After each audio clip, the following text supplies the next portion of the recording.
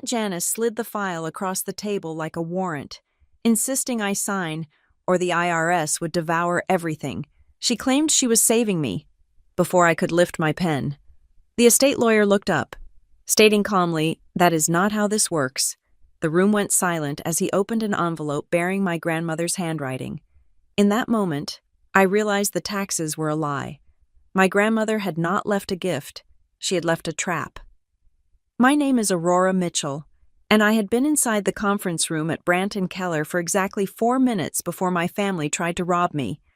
The room smelled of lemon polish and old paper, a dry, sterile scent that did nothing to mask the underlying odor of desperation coming from the other side of the mahogany table. My Aunt Janice sat in the center chair, flanked by my cousins, Derek and Mallory.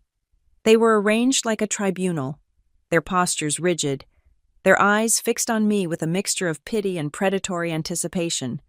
It was a tableau I had seen a dozen times before at Thanksgiving dinners and Christmas parties. But today the stakes were not the last piece of pumpkin pie or the best seat in front of the television. Today, the stakes were the legacy my grandmother had left behind. "You are late," Janice said. She did not check her watch. It was a power move. A small, calculated lie designed to put me on the defensive before I had even taken my seat. I pulled out the heavy leather chair opposite them and sat down, placing my bag on the floor. "It is 2 o'clock exactly. Janice, I am not late." She waved her hand dismissively, the gold bracelets on her wrist clattering together with a sharp, metallic sound. "It does not matter. We have a crisis. Aurora, a significant one. We did not want to worry you with the details, knowing how overwhelmed you get with financial matters, but we are out of time." I said nothing. I just watched her. In my line of work, silence is often the most effective tool in the room. I work in compliance and cyber risk assessment for Northgate Risk Systems. My entire career is built on spotting anomalies, identifying threats, and waiting for bad actors to reveal themselves.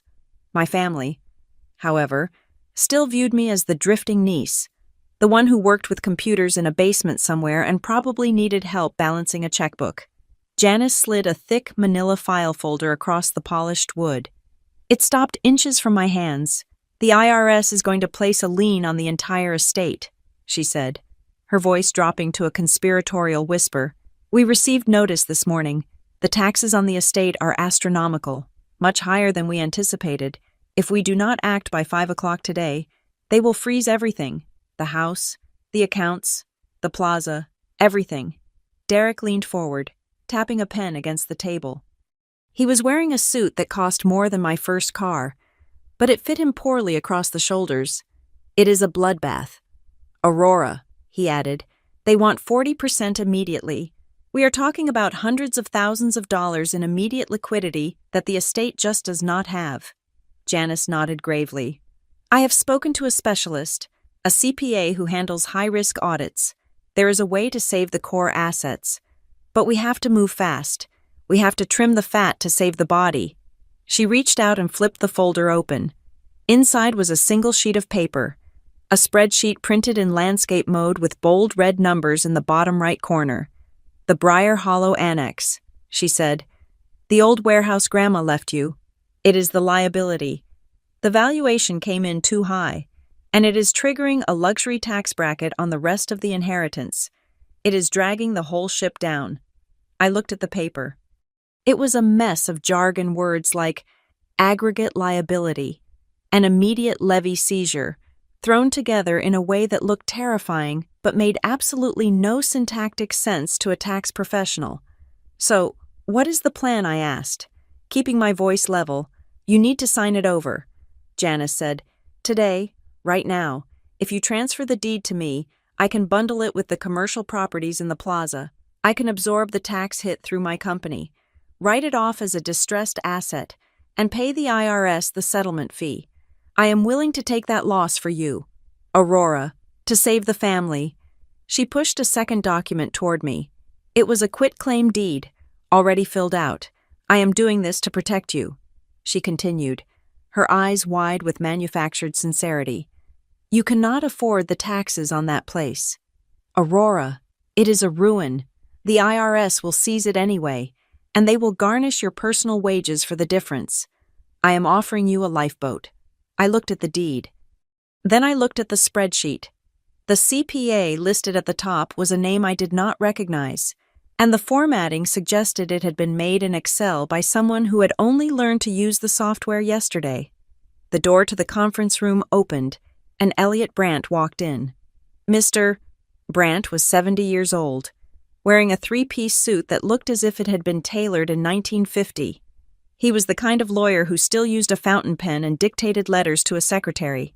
He had been my grandmother's attorney for 40 years.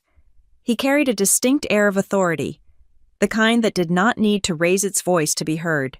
He sat at the head of the table, placing a thick stack of files down with a heavy thud. He looked at Janice, then at Derek and Mallory, and finally at me. He did not smile. "Good afternoon," he said. "I see the family has gathered. Mr. Brandt," Janice said, her voice pitching up an octave. "Thank goodness you are here. We were just explaining the tax emergency to Aurora. We need to execute a transfer of the annex immediately to stop the IRS lien. I have the paperwork ready."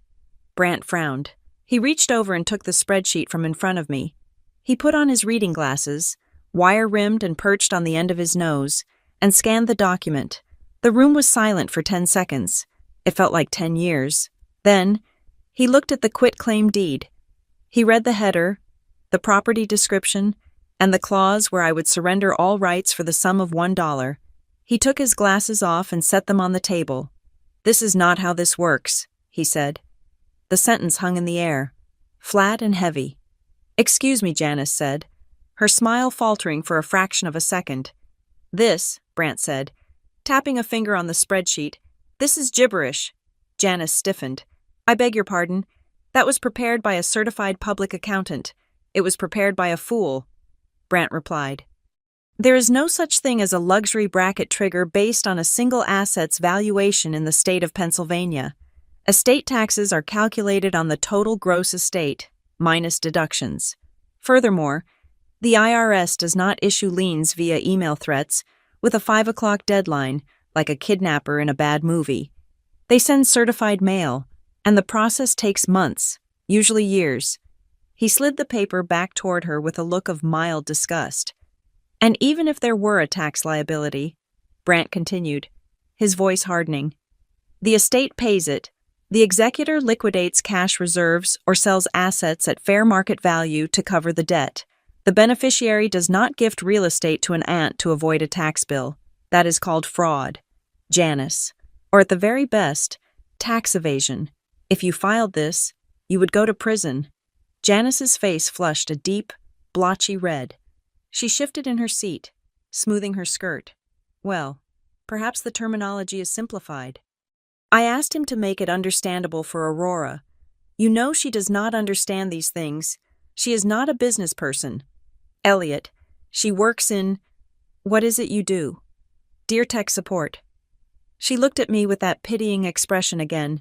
"I am just trying to help her. If she keeps that building, the upkeep alone will bankrupt her. I am offering to take the burden off her shoulders." Brandt ignored the jab at my career.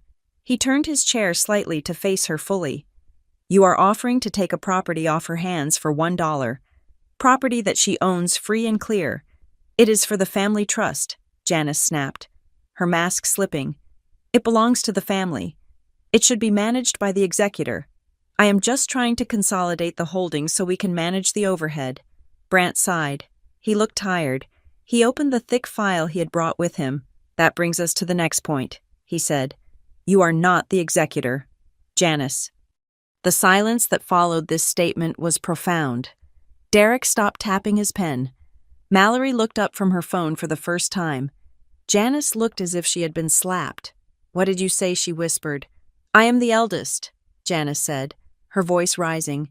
"I have been running Mother's affairs for the last 5 years. I have power of attorney. You had power of attorney," Brandt corrected. "That power ceased the moment your mother's heart stopped beating. As for the executor, the last will and testament names the First Keystone Bank's trust department as the independent executor. Your mother updated it 6 months ago." 6 months, Janice repeated. the color draining from her face. That is impossible. She would have told me. She did not tell you, Brant said, because she did not want you to know. He pulled a document from the file, and regarding the Briar Hollow Annex, you seem to be under the impression that it is part of the chaotic general estate, or the family trust. It is not. He adjusted a paper clip, his movements deliberate and slow. Your mother deeded the Briar Hollow Annex to Aurora 3 years ago. It was a direct transfer. The deed was recorded. The taxes have been paid annually by your mother on Aurora's behalf as a gift, and the title is currently held in a single-member LLC named AM Holdings. The estate does not own it. The trust does not own it. You cannot use it to pay estate taxes because it is not part of the estate. It is private property. Brant looked at me then. It was the first time he had made direct eye contact with me since the explanation began. Aurora, he said, you do not have to sign anything. In fact, I would advise you to burn that quitclaim deed. I sat there, feeling the weight of the moment settling onto my shoulders. I looked at Janice. She was trembling. It was not sorrow. It was rage. She had walked into this room convinced she was the smartest person at the table, convinced that she could bully me into handing over my inheritance before the body was even cold. She had brought a fake spreadsheet. She had lied about the IRS. She had tried to steal from me in front of a witness. But here's the thing, I was not surprised. When I looked at her, I did not see a grieving daughter. I saw a desperate woman who had just realized that her cash cow was gone. I saw the panic behind her eyes, and I remembered the last conversation I had with my grandmother. Just a few weeks before she passed, she had held my hand, her grip surprisingly strong for a woman who was fading so fast. They will come for you, Aurora, she had said. They will come with smiles and they will come with threats. They will tell you that you are weak and that they are strong. But you remember this, the annex is yours. I gave it to you for a reason. Keep your eyes open, and when they lie, let them. I looked back at Brant. Thank you. Mr. Brant, I said. My voice was calm. I did not raise it. I did not shout at Janice. I did not accuse her of the attempted theft that had just taken place. Janice stood up abruptly. Her chair scraped loudly against the floor. This is ridiculous, she spat. Mother was not in her right mind 6 months ago. We all know that. She was confused. She was medicated. If she changed the will, it was under undue influence. We will contest this. You hear me? Elliot, we will contest everything. That is your right, Brant said, closing the file. But I drafted that codicil. I videotaped the signing. I have a statement from her physician regarding her capacity on that day. If you want to spend the estate's money fighting a battle, you will lose. That is your choice. But the annex is off the table. It is not yours to fight over. Janice turned her glare on me. You knew, she hissed. You sat there and let me talk, and you knew the whole time. I did not know about the executor change. Actually, that was a pleasant surprise, but I knew about the deed. I had known for 3 years. I had kept the secret just as my grandmother had asked. Let them think it is worthless. She had told me. Let them think it is nothing until the day it means everything. I am going to verify all of this, Janice said, gathering her purse. Come on, Derek, Mallory, we are leaving. We need to hire our own counsel. This firm clearly has a conflict of interest. Brant didn't blink. As the corporate executor is an independent bank, I represent the estate's interests, not yours. Janice. So yes, finding your own counsel would be a wise move, especially considering the audit that the bank will likely perform on your use of the power of attorney funds over the last 5 years. Janice froze at the door. Her back went rigid. For a second, she looked like a deer caught in the headlights of a semi-truck. She did not turn around. She just pushed the door open and marched out. Derek scrambled after her, shooting me one last dirty look. Mallory lingered for a second, looking at me with an expression I couldn't quite read, confusion. Maybe, or fear. Then she followed them, the heavy door clicking shut behind her. The room was quiet again. Brant took a deep breath and exhaled slowly. He looked at me, and for the first time, His professional mask softened just a fraction. Your grandmother was a remarkable woman. Aurora, he said. Yes, she was, I replied. He reached into his briefcase and pulled out a smaller, cream-colored envelope. It was sealed with wax, old-fashioned and dramatic, exactly like something she would do. She left this for you, he said. She gave me specific instructions. I was to give this to you only if the family attempted to seize the annex immediately following the reading of the will. I took the envelope. My name was written on the front in her shaky, spidery script. If they had been kind, Brant said, staring at the door where Janice had just exited, if they had been fair, you would never have seen this letter. But she knew they wouldn't be. I said. Brant nodded. She knew. I held the letter in my hands. I did not open it yet. I didn't need to. The weight of it told me everything. This wasn't just a letter. It was a map. My grandmother hadn't just left me a piece of property. She had left me a weapon, and she had timed the detonation perfectly. Janice thought she was playing a game of checkers where she could flip the board if she was losing. She didn't realize that my grandmother had been playing three-dimensional chess for the last decade of her life. I stood up. Thank you. Mr. Brant?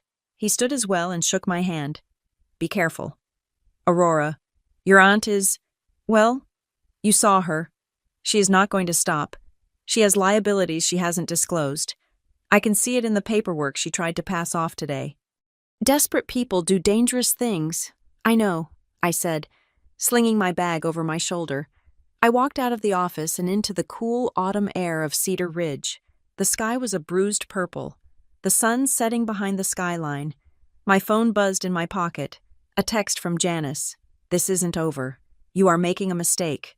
I can still save you if you sign. I looked at the message and deleted it. She was right about one thing. It wasn't over. It had just begun. But she was wrong about who needed saving. Janice wasn't trying to pull me onto the lifeboat. She was trying to stand on my shoulders to keep her own head above water. I got into my car, a sensible 4-year-old sedan that Derek had sneered at in the parking lot, and placed the letter on the passenger seat. I would go to the annex tonight. I would sit in the dark of that old warehouse, surrounded by the hum of my servers and the blinking lights of the life I had built in secret, and I would read what she had to say. I put the car in drive. The rearview mirror showed the law office shrinking behind me, but I wasn't looking back. I was looking forward, to the war that had just been declared, and for the first time in my life, I didn't feel like the victim. I felt like the one holding the match. The drive from the law office to the Briar Hollow Annex took 20 minutes, winding through the upscale suburbs of Cedar Ridge where my family lived, down into the industrial rust belt that hugged the river. As the manicured lawns gave way to cracked pavement and chain-link fences, I felt the familiar tightening in my chest loosen. This was the landscape of my exile, the place where my family thought I had landed because I was not smart enough or ambitious enough to stay on the hill. They were wrong. Of course, I had not landed here. I had dug in here, for as long as I could remember. The Mitchell family narrative had been written in bold, gold-plated font, and I was the typo they tried to ignore. In a family of peacocks, I was the gray moth on the wall. They tolerated me at holidays, mostly because it made them feel benevolent to have the poor relation at the table. I remembered the barbecue last 4th of July, just 3 months before my grandmother died. It was the perfect encapsulation of our dynamic.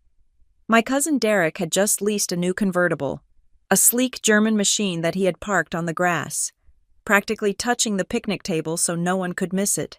He was holding a beer, leaning against the hood, holding court.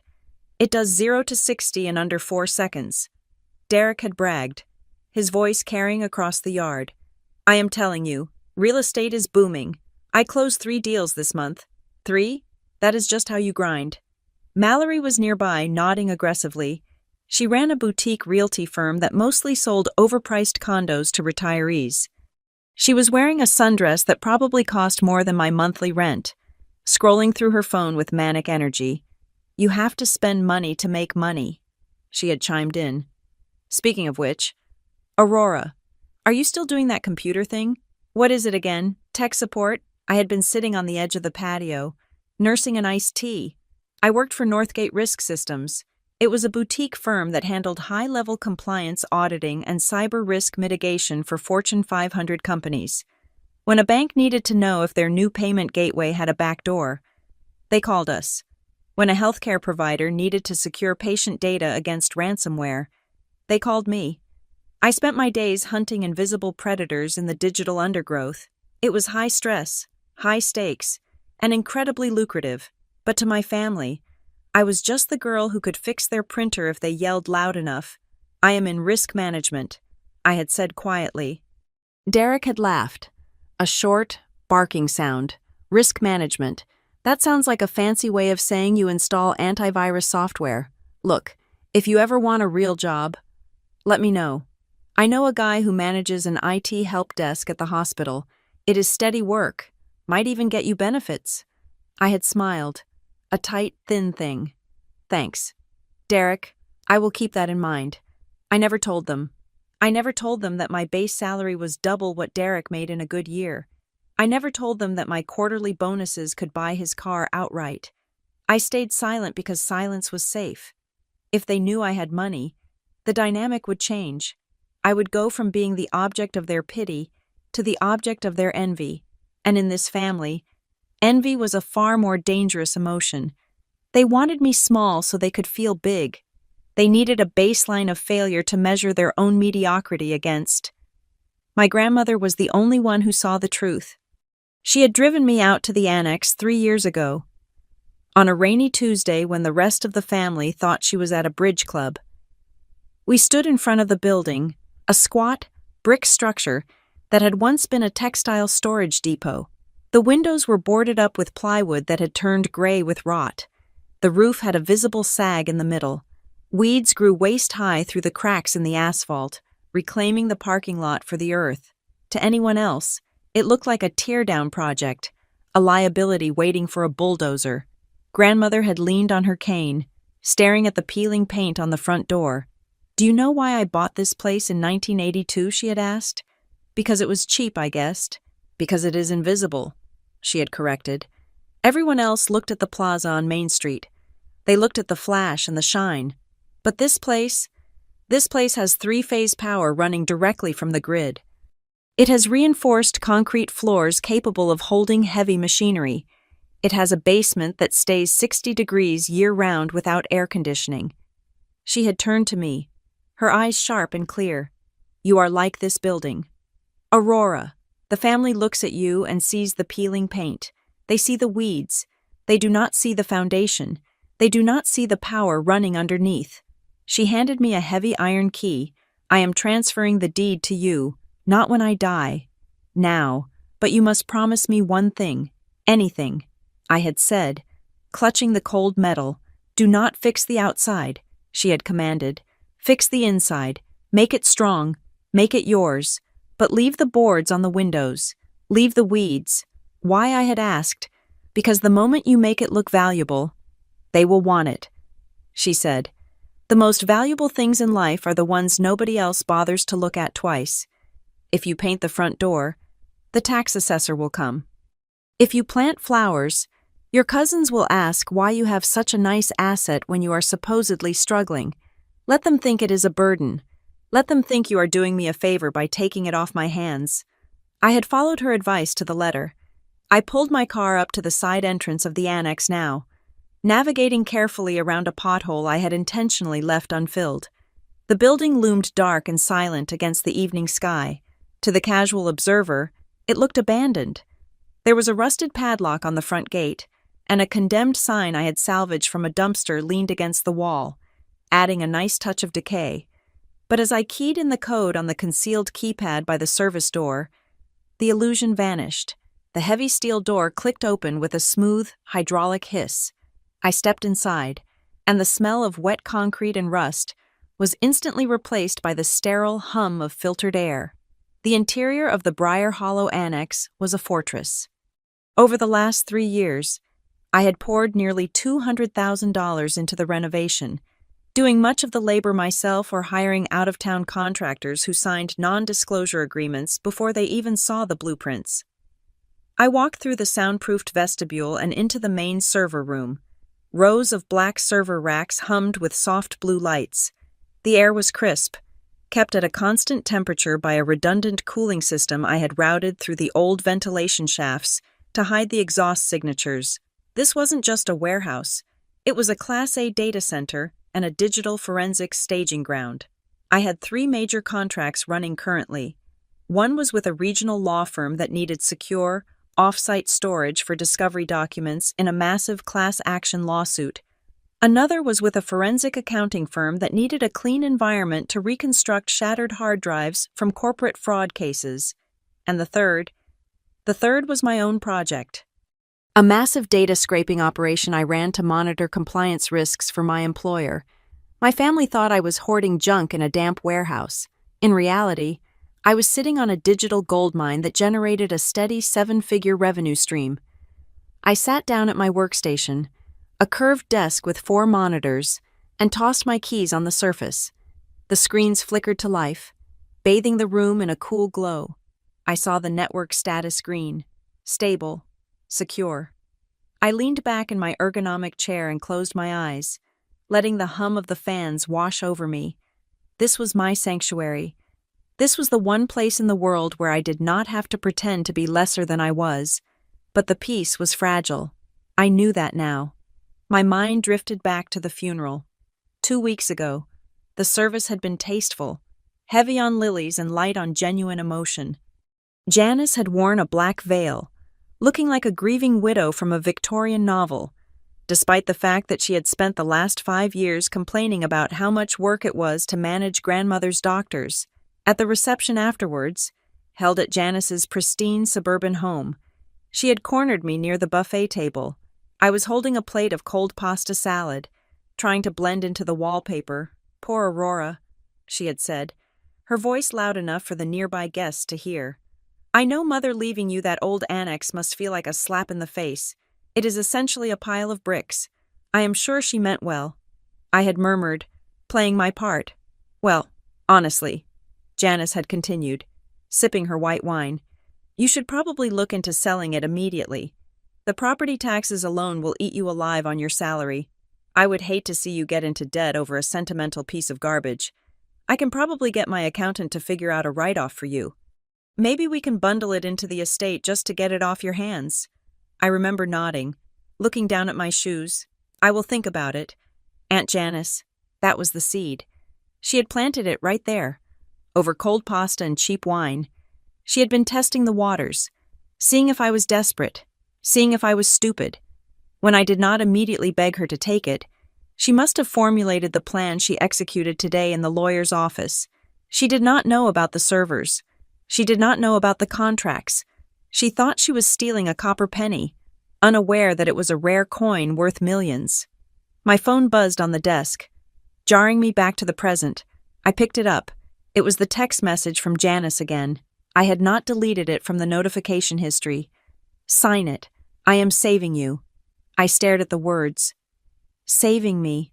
For 30 years. That had been the narrative. Janice the savior. The matriarch. The one who held the chaotic Mitchell family together. She saved us from embarrassment. She saved us from bad decisions. She saved grandmother from loneliness. Or so she claimed. But looking at the lie in the lawyer's office, the fake spreadsheet, the panicked urgency, the blatant manipulation, I realized the script had flipped. Janice was not trying to acquire the annex because she wanted to expand her empire. People who are expanding empires hire real lawyers and use real spreadsheets. They do not ambush their nieces with threats of IRS liens that do not exist. You do not try to steal a worthless asset unless you are desperate for collateral. She was not saving me from taxes. She was trying to use my asset to plug a hole in her own ship. I pulled up a search window on my center monitor. My fingers flew across the mechanical keyboard, the sound sharp and rhythmic like gunfire. I didn't need a private investigator to start. I had access to public databases that most people didn't even know existed. I typed in Janice Mitchell and Mitchell Properties LLC. I was not looking for tax records yet. I was looking for patterns. A window popped up, a civil court docket from 2 counties over, a judgment for an unpaid vendor invoice. Dated 4 months ago. It was small, only $5,000. But for a woman who drove a Mercedes, an unpaid $5,000 bill was a crack in the dam. I typed in another query. First Keystone Bank. Notice of default. Nothing yet. But the night was young. I looked around my fortress. The blinking lights of the servers seemed to wink at me. My grandmother had told me to fix the inside, to make it strong. She had known that one day. The storm would come. She had given me a ruin so I could build a bunker. I looked at the text message one last time. I am saving you. No, Aunt Janice. I whispered to the empty room. You are drowning, and you just grabbed onto the only person in the family who knows how to swim. I reached into my bag and pulled out the cream-colored envelope Mr. Brandt had given me. The wax seal was cool to the touch. I wasn't ready to open it yet. I wanted to sit with this feeling for a moment longer, this cold, hard realization that the people who had looked down on me my entire life were actually standing on quicksand. I turned back to the screen. I had work to do. If Janice wanted a war over paperwork, she was about to learn that she had brought a knife to a drone strike. The assault began at 7 in the morning, not with a knock on the door, but with a digital chime that echoed through my apartment. I was sitting at my kitchen island, nursing a mug of black coffee and reviewing the server logs from the night before. When my phone lit up, it was a notification from the family email chain, a thread I had muted 3 years ago but never actually left. The subject line read, Urgent Protecting Mother's Legacy. My Aunt Janice had not slept. While I had been securing my network, she had been securing her narrative. I opened the email. It was a masterpiece of passive-aggressive manipulation, sent to everyone from my cousins to second cousins in Ohio, and even a few distant relatives I had not seen since I was 12. Dearest family, it began. It breaks my heart to bring you this news so soon after Mother's passing. We are facing a critical situation with the estate due to unforeseen tax liabilities. I am working tirelessly to resolve this, but I have hit a roadblock. Aurora, in her grief and confusion, is refusing to release a property that is essential to settling these debts. She does not understand the severity of the IRS's position. If we do not act as a united front, the government will place a lien on everything Mother built. Please, pray for her to see reason before it is too late. I stared at the screen. She was brilliant, in a twisted sort of way. By framing me as confused rather than malicious, she undermined my competence. By invoking the IRS, she triggered a primal fear in every middle-class relative on the list, and by asking for prayers, she claimed the moral high ground. My phone buzzed again, then again. 3 text messages from relatives asking what was going on, one from a cousin in Pittsburgh asking if I needed a loan. Janice had weaponized the family tree against me before I had even finished my breakfast. I did not reply. In crisis management, you never engage with the noise, you find the source of the signal. At 9 o'clock, the second wave hit. My phone rang, displaying an unknown number. I usually let these go to voicemail, but my instinct told me this was part of the campaign. I pressed the record button on my external capture device, a habit from my line of work, and answered. This is Aurora. I said, Ms. Mitchell, this is Arthur Davis. A voice boomed. It was deep, harsh, and sounded like it was being projected from the bottom of a barrel. I am the CPA retained by your aunt, Janice Mitchell. We need to discuss the asset transfer immediately. I leaned back in my chair. Mr. Davis, I do not recall seeing your name on any engagement letters from the estate. We do not have time for bureaucracy, he snapped. I have the paperwork on my desk right now. If you do not sign the quitclaim by noon, my firm will be forced to file a preliminary tax evasion notice with the district office. We will freeze your personal accounts. Ms. Mitchell, we will garnish your wages. Do you want a federal mark on your employment record? I paused. The terminology was all wrong. A CPA does not file a tax evasion notice. The IRS conducts audits. They do not take orders from private accountants to freeze accounts on a whim. And federal mark on your employment record sounded like a line from a bad television drama. Mr. Davis, I said, keeping my voice flat. Which district office are you filing with? The one in Philadelphia or the field office in Harrisburg? And what is your practitioner tax identification number? I would like to verify your standing before we proceed. There was a silence on the other end, a long, heavy pause where I could practically hear him blinking. Look, lady, he growled, dropping the professional facade entirely. You are playing with fire. Just sign the papers your aunt sent you. He hung up. I saved the recording. This was not a professional. This was a scare tactic, a clumsy attempt to bully me into submission, but it worried me. Not because I was scared of the fake CPA, but because it showed me how far Janice was willing to go. She was bringing outsiders into this. I needed armor, real armor. I called Nora Baines. Nora was not an estate lawyer like Mr. Brandt. Brandt was a gentleman who believed in the sanctity of wills. Nora was a property shark who specialized in contested probate and hostile real estate litigation. She was 35, razor sharp, and had a reputation for shredding opponents with paper cuts. I met her at her office an hour later. I brought everything the tax spreadsheet Janice had given me, the email printout, and the recording of the phone call. Nora listened to the recording, her eyebrows climbing higher with every second. When it finished, she let out a low whistle. That is actionable, she said, impersonating a tax official or misrepresenting legal authority to coerce a property transfer. We could file a harassment suit right now. Not yet, I said. I do not want to sue her yet. I want to know what she's actually doing. She keeps saying taxes. She is obsessed with it. Nora pulled the spreadsheet toward her. She scanned it, her eyes narrowing behind her glasses. This is nonsense. Aurora, look, Pennsylvania has an inheritance tax. Yes. For a grandchild, the rate is 4.5%.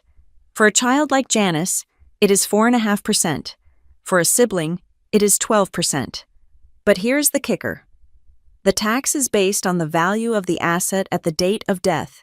Even if the annex was worth $1 million, which it is not on paper, the tax liability falls on the recipient, or the estate pays it from the residual cash. She tapped the paper, but she is conflating estate tax with inheritance tax. The federal estate tax exemption is over $12 million this year. Unless your grandmother was secretly hiding gold bars in the basement, her estate does not owe a dime to the federal government. There is no luxury tax bracket for old warehouses. Janice is throwing scary words into a blender and hoping you drink it. So why the panic, I asked? Why the deadline? Why the fake CPA?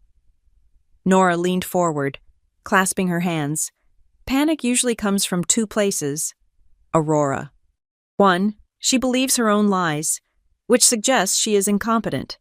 Or 2, she needs that property for something else, and taxes is the only story she thinks will sell to the family. She looked at the email printout again. She mentions a lien 3 times in this email. Nora noted, and she mentioned it in the lawyer's office. According to you, the IRS will place a lien. It is a specific fear. I said, exactly. Most people say audit or fine. A lien is a specific legal mechanism for debt collection. It is what happens when you have already lost the argument and you are refusing to pay. People tend to project their own nightmares onto others. I felt a click in my brain, a connection forming. Can we check her, I asked. Not the estate. Janice? Nora smiled. It was not a nice smile. It was the smile of a hunter who just spotted movement in the brush. Public records are a beautiful thing, she said. If she has a judgment in Pennsylvania, it is in the system. While Nora logged into the Prothonotary's database, my phone buzzed again. It was a Google alert I had set up for Briar Hollow Annex. I opened the notification and felt my stomach drop. It was an Instagram story. My cousin Derek. He was standing in front of the annex, my annex. He had applied a gritty filter to the photo, making the building look even more derelict than it was. He was leaning against the rusted gate, giving a thumbs up. The caption read, saying goodbye to the old family relic. Shame it has to go to pay the bills. But business is business. Big moves coming soon for the Mitchell portfolio. Real estate grind family first. He had tagged the location. My heart hammered against my ribs. It wasn't the insult that bothered me. It was the exposure. My clients, the law firm. The forensic accountants, they valued discretion above all else. If they saw a local real estate agent posting about selling the facility where their sensitive data was stored, they would panic. They would pull their contracts. "Derek, you idiot," I whispered. I showed the phone to Nora. "They are trying to force a sale by announcing it," Nora said, her eyes cold. "It is a brilliant move for a teenager. Terrible for a legal strategy. He just admitted public knowledge of the asset's status while the title is in dispute. I need to stop this." I said, "My clients. We will draft a cease and desist," Nora said, typing rapidly. "We will slam Derek with a demand to take that down within the hour or face a suit for slander of title. But first, look at this." She turned her monitor toward me. The screen was filled with rows of text. Legal filings. Janice Mitchell. It was not just one entry. There were 4. "Here," Nora pointed. 2 years ago. A judgment for $45,000 in favor of a commercial interior design supplier. Unpaid. She scrolled down. Last year, a default judgment from a credit card company. $22,000. "And here's the big one," Nora said, her voice dropping. 6 months ago, the Commonwealth of Pennsylvania filed a tax lien against Mitchell Interiors, LLC. That is her staging company, isn't it? Yes. I said, "She always said business was booming. Business might be booming, but she is not paying her share." Nora said, "She owes the state $38,000 in back sales tax. That is not an estate problem." "Aurora, that is a criminal problem if she collected the tax from customers and didn't remit it." I stared at the numbers. The total debt was over $100,000, and those were just the public judgments. If she was defaulting on vendors in the state, her credit cards and private loans were probably maxed out. "She is broke," I said. The realization washed over me. She is drowning in debt, and she is the executor, or she thought she was. Nora corrected. "She probably spent the last 5 years dipping into your grandmother's accounts to pay the minimums on these debts, keeping the wolves at the door. But now the accounts are frozen because of the death, and the bank has taken over. The cash flow stopped. She needs the annex," I said. "She needs to sell it to pay her own liens. She needs to sell it to hide the fact that she has been stealing." Nora said, "If she can get you to sign it over for taxes, she can flip it, pay off her personal tax lien, and tell the family she settled the estate issues. She is robbing Peter to pay Paul. And you are Peter." The puzzle pieces slammed together.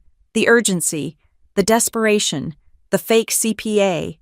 She wasn't trying to save the estate from the IRS. She was trying to save herself from bankruptcy and potential fraud charges. "Speaking of the fake CPA," Nora said, opening a new tab. "I ran that name you gave me, Arthur Davis. And there are 12 Arthur Davises licensed as CPAs in Pennsylvania," Nora said. "I called 3 of them while you were in the restroom. None of them know who Janice Mitchell is. And the number he called you from, it is a burner app. I traced the VoIP signature. It is a disposable line, so he is an actor," I said, "or a friend she owes a favor." "He is a fraud," Nora said firmly, "and that is our leverage." She hit print. The laser printer in the corner whirred to life, spitting out pages of judgments, liens, and the draft of the cease and desist for Derek. "Here's the plan," Nora said, handing me the stack. "We do not tell them what we know, not yet. If we reveal the judgments now, she will go to ground. She will destroy evidence. We need to let her think her plan is working, just enough to get her to commit to a formal legal position. We need her to file something with the court stating these lies. You want her to perjure herself," I said. "I want her to dig a hole so deep she can't climb out." Nora replied, "We are going to build a paper wall." Aurora. "We are going to demand documentation for every single claim she makes. You want the annex for taxes. Fine. Show us the IRS assessment. Show us the appraisal. Show us the estate account ledgers for the last 5 years." She looked me in the eye. She cannot show us those things because they do not exist or they incriminate her, so she will panic. And when she panics, she will make a mistake. I took the papers. I felt a cold calm settling over me.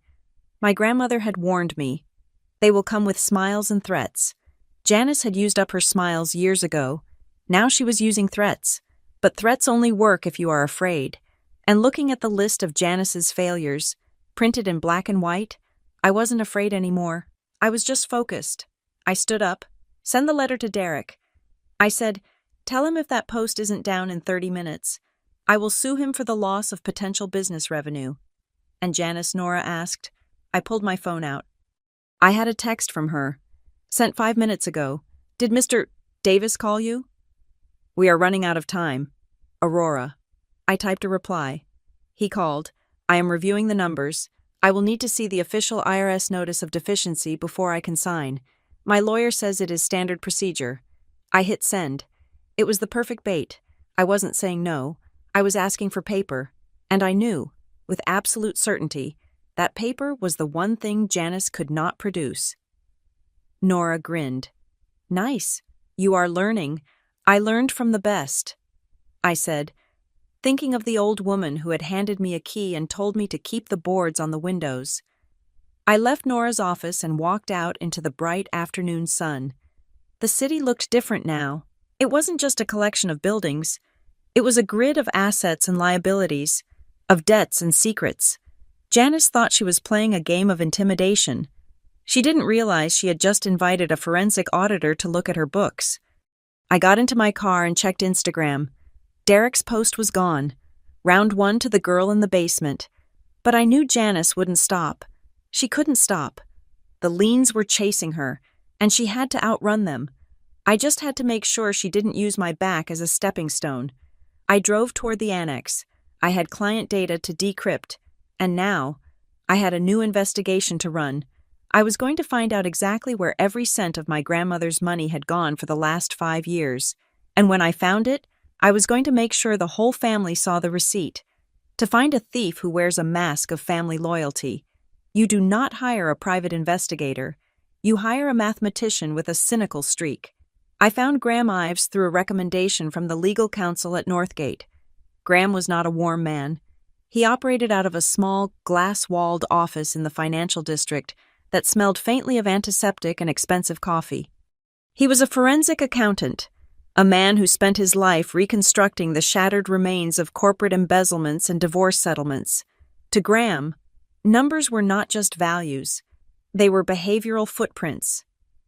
I sat across from him on a Wednesday morning, 2 days after Janice's email blast. The city outside was gray and raining, mirroring the static in my head. I need you to look at the estate, I said, sliding a hard drive across his pristine desk. Specifically, I need you to look at the last 24 months of my grandmother's financial activity. My lawyer, Nora, subpoenaed the bank records as part of the discovery for the executor challenge. We have the raw data. I need you to find the story. Graham picked up the drive. He did not ask how I felt about my grandmother. He did not offer condolences. He simply asked, what is the hypothesis? My hypothesis is that the estate is cash poor because the money did not vanish. It migrated. Graham nodded once, plugged the drive into his air-gapped terminal, and began to type. His hourly rate was $450, and looking at the speed of his fingers, I knew he was worth every cent. We spent the next 6 hours in that room. It was not like the movies. There were no dramatic gasps or sudden musical swells. It was a slow, grinding process of cross-referencing ledger entries with vendor codes. Graham built a pivot table on the main screen, filtering transactions by frequency and recipient. At 2 o'clock in the afternoon, Graham stopped typing. He took a sip of his lukewarm water and pointed a laser pointer at a cluster of rows highlighted in yellow. Here is your migration pattern, he said. I leaned in. The screen showed a series of withdrawals starting 18 months ago. They were not large enough to trigger automatic federal reporting, mostly under $9,000, but they were consistent, every month, on the 3rd and the 17th. The description for these transactions was vague: professional services, consulting or support maintenance. Who is the vendor? I asked. Graham clicked a cell. The routing number traces back to a business account at a regional credit union. The account holder is listed as JM Design and Staging. My stomach turned over. That was Janice's company. I did the math in my head. 18 months, 2 payments a month. averaging $4,000 each. That was nearly $150,000 siphoned out of my grandmother's liquidity before she even died. She was paying herself. I whispered. Graham pulled up a second document. This was the preliminary expense report Janice had filed with the probate court before Mr. Brandt had stopped her. In the notes section, she had justified similar withdrawals as caregiving stipends and home management fees. Graham adjusted his glasses. There is a problem with her narrative. If these were caregiving expenses, they should be classified as W-2 wages or paid to a medical agency. If they are reimbursements for expenses, there should be receipts matching the amounts. But these are round numbers: 4,000 flat, 3,500 flat. Life does not happen in round numbers. Aurora, expenses have cents. Fraud has round numbers. He typed another command, and a graph appeared. It showed my grandmother's ending monthly balance dropping like a stone, inversely proportional to the deposits appearing in Janice's business timeline, which Graham had inferred from the outgoing transfers. This is not reimbursement, Graham stated flatly. This is income. She was treating your grandmother like a client who does not check the invoices. I stared at the screen, and suddenly, a memory from last Christmas hit me hard enough to make me wince. I had gone to visit grandmother at the big house. She had been sitting in the sunroom, surrounded by piles of mail. She looked frail, her hands shaking as she tried to open an envelope. Aurora, she had said, her voice trembling. I cannot find my bank statement. I wanted to see if the dividend check came in, but Janice says they went digital. She says she changed the password for me because I kept forgetting it. I remembered my reaction. I had been busy. I had a deadline at work. I had patted her hand and said, "That is probably for the best. Grandma, passwords are tricky.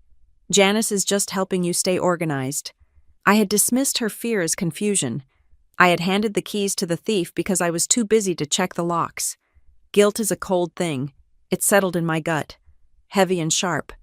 Janice hadn't just stolen money. She had stolen my grandmother's autonomy.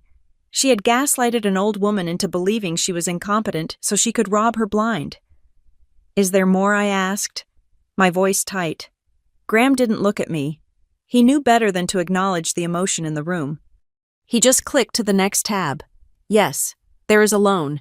He highlighted a transaction from 10 months ago, a lump sum transfer of $50,000. The recipient was redacted in the bank statement, listed only as outgoing wire. Title company. A title company, I asked. Did she buy property? No. Graham said, I cross-referenced the county recorder's office. Your grandmother did not buy or sell any real estate in that window. However, look at the repayments. He pointed to the inflow column. Starting 1 month after the $50,000 wire, there were inbound transfers of $400 a month coming from Janice's personal checking account. She borrowed $50,000, I said, and she is paying it back at $400 a month. At that rate, Graham said, calculating quickly, it would take her over 10 years to pay the principal, assuming zero interest. But here's the catch. The payments stopped the day your grandmother died. I looked at the data. He was right. The moment the heart stopped, the payments stopped. Janice had decided the debt died with the creditor. I called Nora immediately. I put her on speakerphone so she could hear Graham's breakdown. When Graham finished explaining the consulting fees and the loan, the line was silent for a long moment. This changes the posture of the case, Nora said, her voice losing its usual lawyerly detachment and becoming something sharper. We are moving out of civil dispute territory. This is statutory elder financial exploitation. What does that mean for the annex, I asked. It means we have a nuclear option. Nora explained. In Pennsylvania, if we can prove a fiduciary used their access to exploit a dependent adult, we can petition to have them disinherited entirely, not just the annex, everything. We can claw back every dime she took, plus triple damages and legal fees. I looked at the graph on the screen, the visual representation of my aunt's betrayal. I do not want to destroy her just to destroy her. I said, I want the truth. I want it so clear that even Derek and Mallory cannot spin it. I want to walk into that courtroom and not say a word. I want the paper to do the talking. Then we need one more link. Graham interrupted. He spun his monitor around to face me directly. I have been trying to reconcile the monthly service fees, he said. Most of them are standard. Utilities, insurance, cable. But there is one fee that stands out. It is small, $45 a year, a safety deposit box. I said, correct. But look at the bank. He pointed to the entry. First Keystone Bank, box rental. That is where the trust is held. I said, that makes sense. It makes sense for your grandmother. Graham said, but look at the billing date. The fee is deducted automatically from your grandmother's account. But the box rental agreement number referenced on the statement, it does not match the box listed in her estate inventory. I frowned. What do you mean? The estate inventory lists box number 402. Graham said, we have the contents log for that. Jewelry, birth certificates, the deed to the main house, but this fee is for box number 519, 2 boxes, I said, and here is where it gets interesting. Graham continued, I called the bank's records department this morning, pretending to be a junior auditor verifying an internal code. I asked them to confirm the lessee on box 519, and they couldn't, Graham said, because the box is not just in your grandmother's name, it is a joint lease. With Janice, I guessed. No, Graham said, if it were Janice, she would have rated it by now. The bank record shows the secondary signer has a different last name, but the system flagged it as restricted access before the clerk could give me the name. He leaned back, tenting his fingers. Whoever is on that box with your grandmother, it is not a Mitchell. And whatever is in that box, Janice does not know about it, because if she did, she would have stopped the automatic payment to keep it off the radar. I stared at the number box 519. My grandmother was a woman of secrets. She had given me the annex. She had given me the letter in Mr. Brandt's office, but she had kept one piece of the puzzle hidden even from me. Do we have a key, I asked. Graham shook his head. No key in the inventory, which means the other key holder has it, or it is hidden somewhere Janice hasn't looked. I stood up, pacing the small office. The walls were covered in whiteboard marker, equations and dates that detailed the systematic looting of my inheritance, but box 519 was a blank space. Nora, I said into the phone, can we get a court order to open that box? We can try, Nora said, but if it is a joint lease, we need to notify the other party. We need a name. I do not have a name, I said, but I might know where to find the key, where Nora asked. The annex, I said. I hung up the phone. Graham looked at me. You think she hid a bank key in an abandoned warehouse? She told me to fix the inside, I said, remembering her voice. She told me the most valuable things are the ones nobody looks at. I grabbed my coat. I am done here for today. Graham, keep digging. If you find a single transaction that bought a pair of shoes or a vacation, I want it flagged. I will find it, Graham said, already turning back to his screen. I walked out into the rain. The city felt tighter now, the pressure mounting. Janice was out there, probably meeting with her fake CPA, plotting her next move to seize the annex. She thought the war was about real estate. She didn't know that the battlefield had shifted. I drove toward the annex, my mind racing. If there was a key, it wouldn't be in a drawer. It wouldn't be under a mat. My grandmother was smarter than that.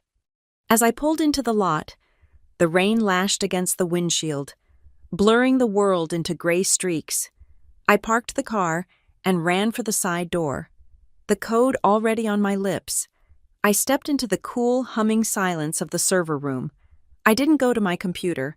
I went to the back wall, to the original breaker box from 1982. When I had renovated the place, I had left the old electrical panel in place, bypassing it with modern conduits, but keeping the rusted metal cabinet as a relic. It was ugly. It was covered in warning stickers. It was exactly the kind of thing Janice would never touch, because she would be afraid of getting her hands dirty. I opened the panel. Wires, long since disconnected, hung like dead vines. But there, taped to the inside of the metal door with a piece of yellowing masking tape, was a small, silver envelope. I peeled it off. The tape was dry and brittle. It crunched under my fingers. I opened the envelope. Inside was a key. It was stamped with the First Keystone Bank logo and the number 519, and wrapped around the key was a small slip of paper. It wasn't a note. It was a receipt. A receipt for a consultation with a law firm I had never heard of. Dated 5 years ago. The name on the receipt was not my grandmother's. It was Eleanor Vance. I stared at the name. Eleanor Vance. The name sounded familiar, like a ghost from a story I had heard as a child. And then it clicked. Eleanor Vance was my grandmother's maiden name, but she hadn't been a Vance for 50 years. Why would she open a safety deposit box under a name she hadn't used since 1960? And why would she do it jointly with someone else? I flipped the receipt over. On the back, in faint pencil, was a single line of text. For the day the wolf knocks. I held the key tight in my hand. The metal was cold, biting into my palm. Janice was the wolf. There was no doubt about that. But this key opened a door to a history I didn't know existed. I took a picture of the receipt and sent it to Nora with the caption, "Found the key. Get the court order. We are going to the bank." I sat down on the floor of the server room, listening to the hum of the machines. The data on the hard drives was binary ones and zeros, true and false. But families were not binary. They were analog, messy, full of static and distortion. Janice wanted a fight about taxes. She was about to get a lesson in history, and I had a feeling that whatever was inside Box 519 was going to rewrite the entire script of the Mitchell family legacy. The sound of leverage is not always a bang or a shout. Sometimes, it is the rhythmic beep, beep, beep of a Cisco food delivery truck backing up. 2 days after finding the key in the breaker box, I stood on the cracked asphalt behind the Briar Hollow Annex, watching the morning logistics of the Mitchell family plaza. It was a hive of activity. The plaza, which my grandmother had built in the late 80s, was a strip mall that backed directly onto my property. It housed an Italian restaurant, a dry cleaner, a high-end salon, and a boutique coffee shop. Every single one of those businesses relied on the narrow service alley that ran behind their back doors to receive inventory and take out trash.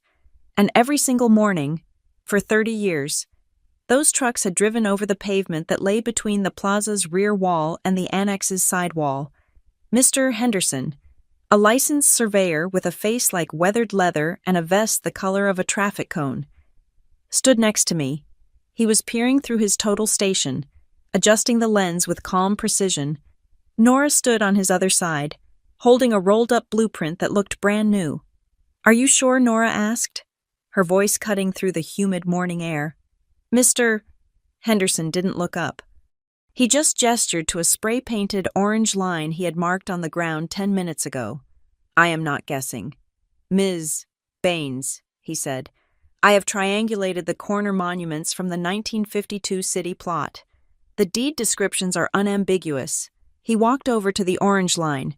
It ran parallel to the plaza, about 15 feet away from the back doors of the shops.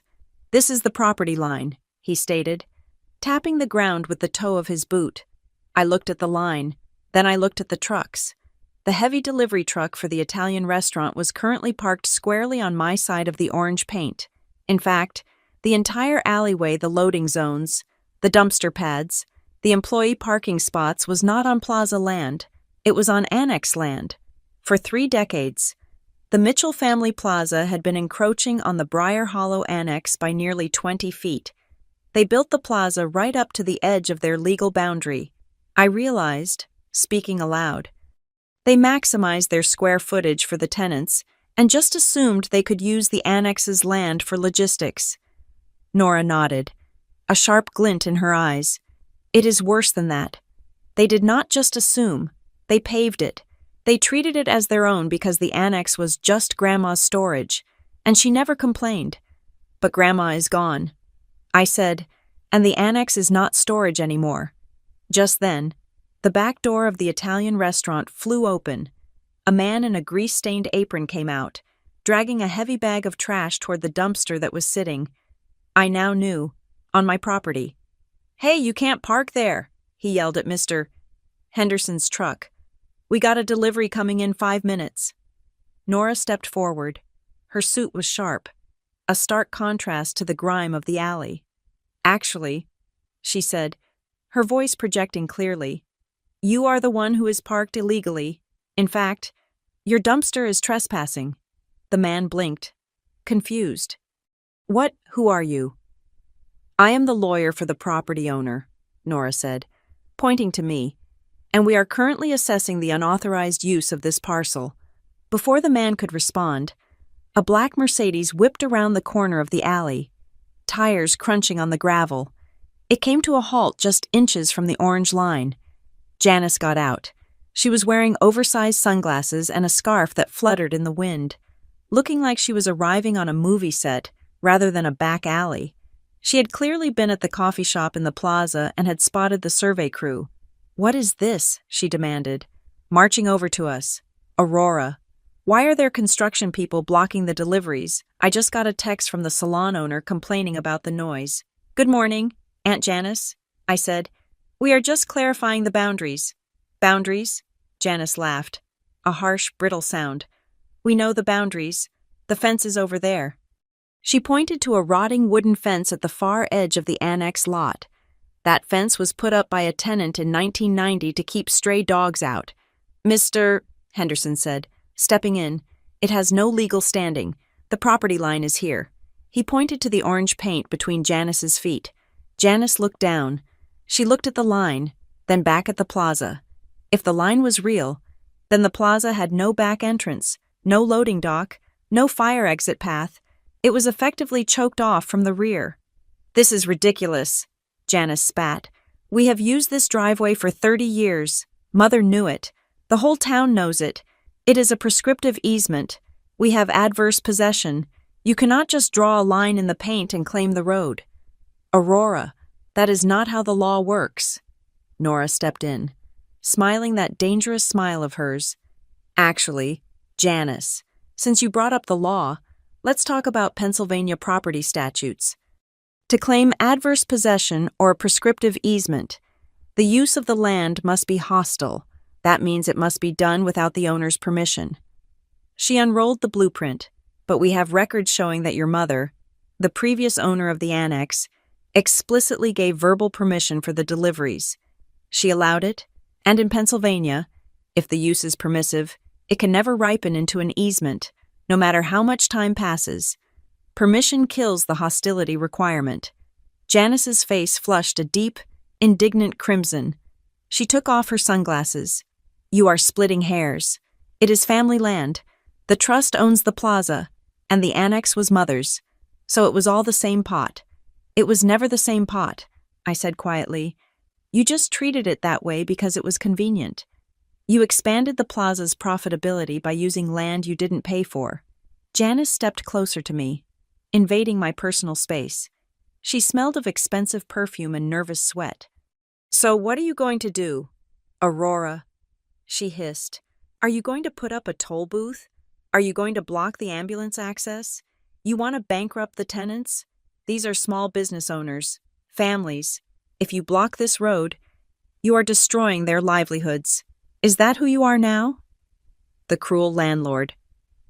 She was pivoting, trying to make this a moral issue because she knew she had lost the legal one. She wanted me to feel guilty. She wanted me to back down to avoid being the bad guy. But I looked at the trucks. I looked at the thriving businesses that paid rent to Janice, rent she was using to pay for her lifestyle, while my inheritance was supposedly tax-heavy. "I am not going to block the road." "Janice," I said calmly. Janice let out a breath, a smug little smile touching her lips. "I knew you wouldn't. You do not have the stomach for it. I am going to lease it to you." I finished. The smile vanished. "Excuse me, I am proposing a formal easement agreement," I said. "Since the plaza requires this land to operate, the plaza can rent the right-of-way from AM Holdings. We will set the rate at fair market value for commercial access in this zip code." "Rent," Janice shrieked. "You want to charge your own family rent to drive on a piece of asphalt? I am charging a business entity," I corrected. "The Mitchell Family Trust is a business. AM Holdings is a business. This is a transaction." I turned to Nora. "What is the going rate for a commercial access easement of this square footage?" Nora pretended to check her notes. Based on the volume of traffic and the necessity of the access since the plaza is effectively landlocked without it, we are looking at roughly $3,500 a month, plus a retroactive assessment for the last 3 years since you took title. Janice looked like she was choking. 3,000. That is extortion. You are trying to bleed us dry. It is business. Janice, I said, echoing the words Derek had used on his Instagram post. If you do not want to pay, that is fine. I will put up a fence on my property line tomorrow. The trucks can park on Main Street and wheel the supplies in through the front doors. I am sure the salon customers will love the smell of fish and garbage passing through the lobby. Janice looked at the Italian restaurant owner, who was now watching us with wide eyes. She realized the position she was in. If the tenants found out she had lost their loading zone, they would sue her for breach of lease. You are a monster, she whispered.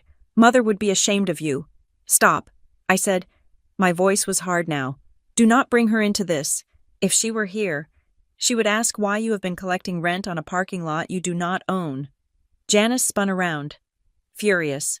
I am not signing anything. I'm going to call the city. This alley is a public utility access.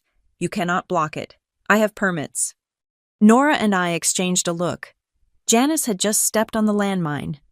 Permits? Nora asked sweetly. What permits? Janice stopped. She realized she had said too much, but her anger was driving the car now. I repaved this alley last year, she shouted. I pulled the permits for the drainage repair. The city approved it. It is on record. She got into her car and slammed the door. The engine roared, and she sped off, gravel spraying against Mr. Henderson's shins. Mr. Henderson dusted off his pants. Well, he said dryly, she is right about one thing. If she pulled permits to improve land she doesn't own, that is a matter of public record. Let's go to City Hall, I said to Nora. An hour later, we were standing at the counter of the Cedar Ridge Department of Public Works. The clerk, a tired-looking woman named Brenda, pulled up the file for the alleyway repairs.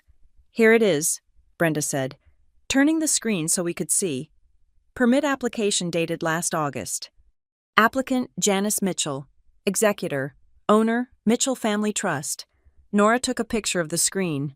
There it is, Nora said. She signed a sworn affidavit stating the trust owned the land so she could authorize the repairs. Why would she spend money repairing my land? I asked. She wasn't repairing your land, Nora said. She was burying a pipe. Look at the schematic. I leaned in. The permit wasn't just for paving. It was for connecting a drainage line from the plaza's grease trap into the main sewer line, a line that ran directly under the annex's property. She didn't want to pay for a new easement or get your permission, so she just forged the ownership status. Nora said, that is fraud. Aurora. Falsifying municipal documents. Just then, Brenda frowned. Wait a minute. This system has a flag on it. What kind of flag? I asked. The system just updated with the survey data you guys filed this morning. Brenda said, it shows a conflict. The permit says trust, but the GIS map says Mitchell, Aurora. She looked up at us. If the ownership is contested, the city has to issue a stop order on the use of the infrastructure until it is resolved. I have to send a notice of violation to the applicant. Please do. Nora said, as we walked out of City Hall, I felt a strange mixture of victory and sadness. Janice had built her entire operation on shortcuts. She had cut corners on taxes, cut corners on ownership, and cut corners on the truth. She had assumed that because I was quiet, I was blind. I drove back to the annex alone. I needed to think. The fair market offer was still on the table, but I knew Janice wouldn't take it. Her pride was too expensive. I went into the server room and sat at my desk. I opened the drawer where I kept the physical files for the building.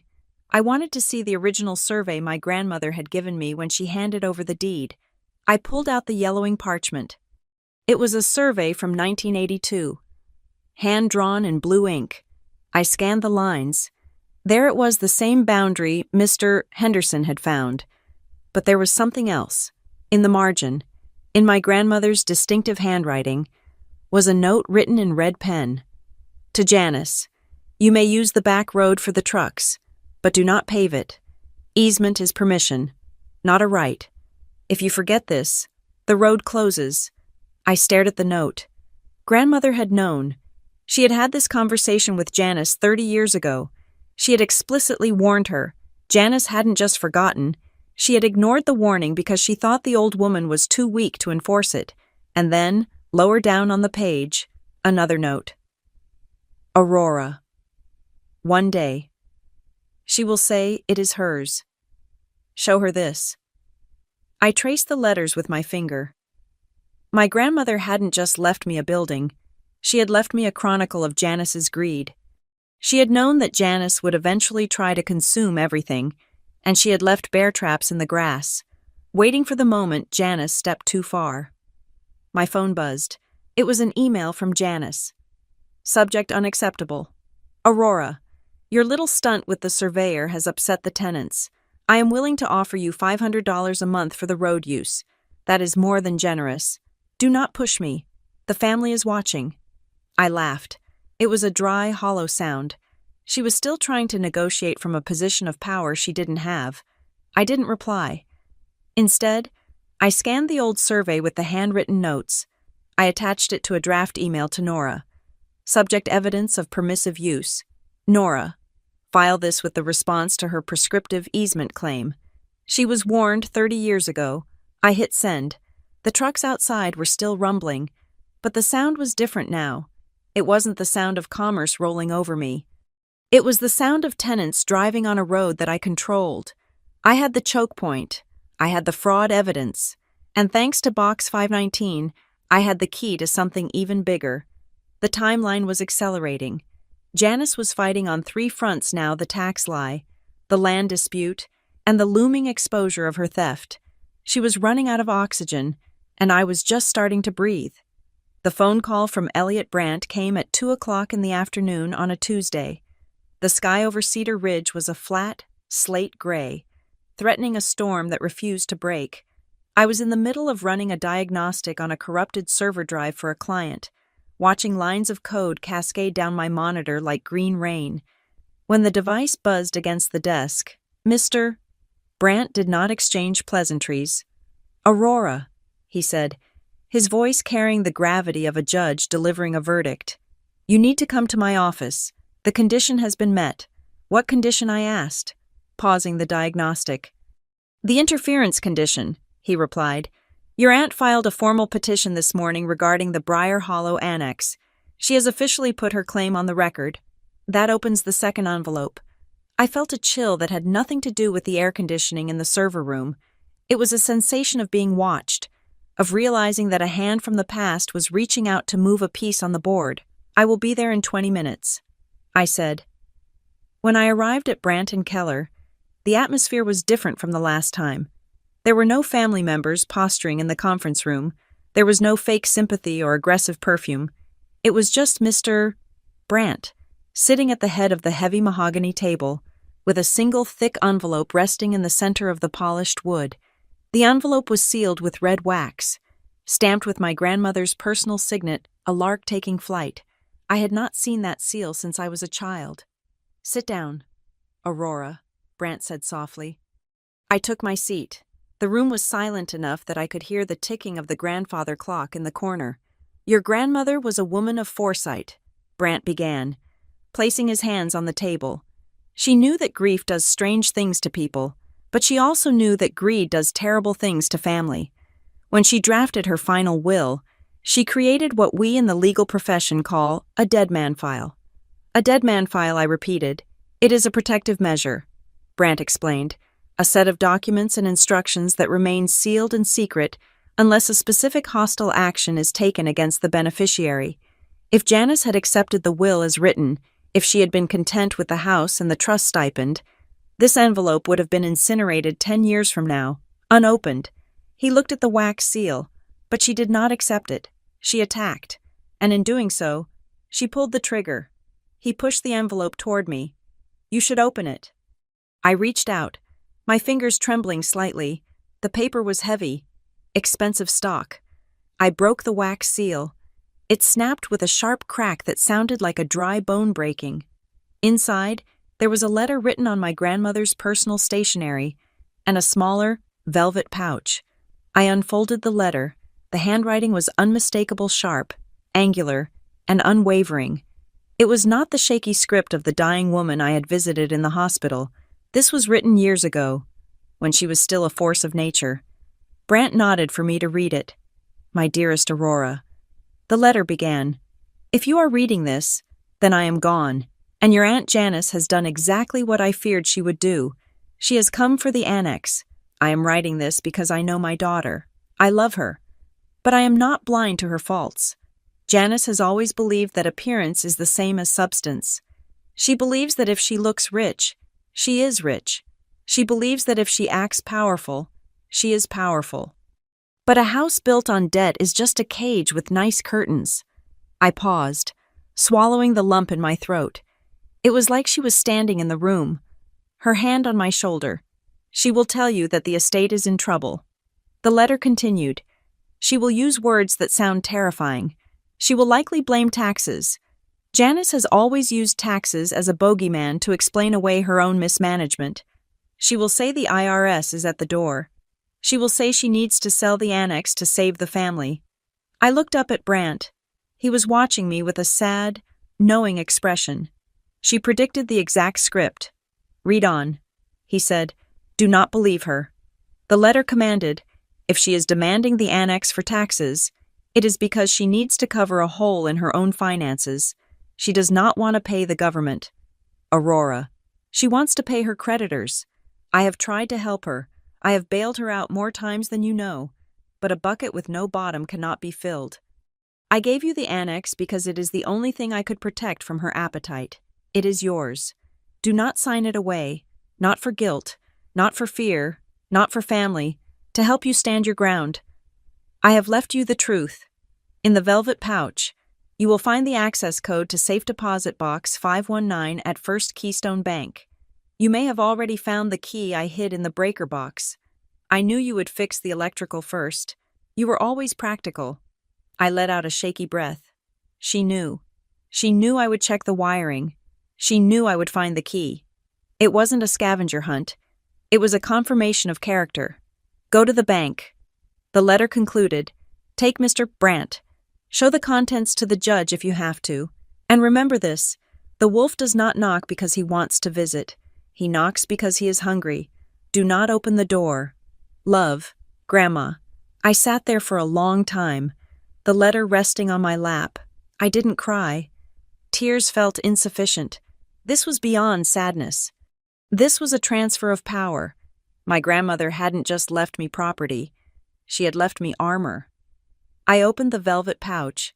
Inside was a small card with a numeric code and a formal authorization form, signed and notarized 5 years ago, granting Aurora Mitchell full access to the box held by the Eleanor Vance Trust.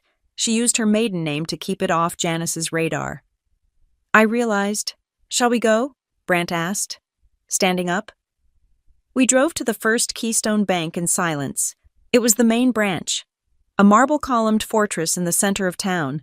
Brant handled the formalities with the bank manager, presenting the trust documents and the authorization card.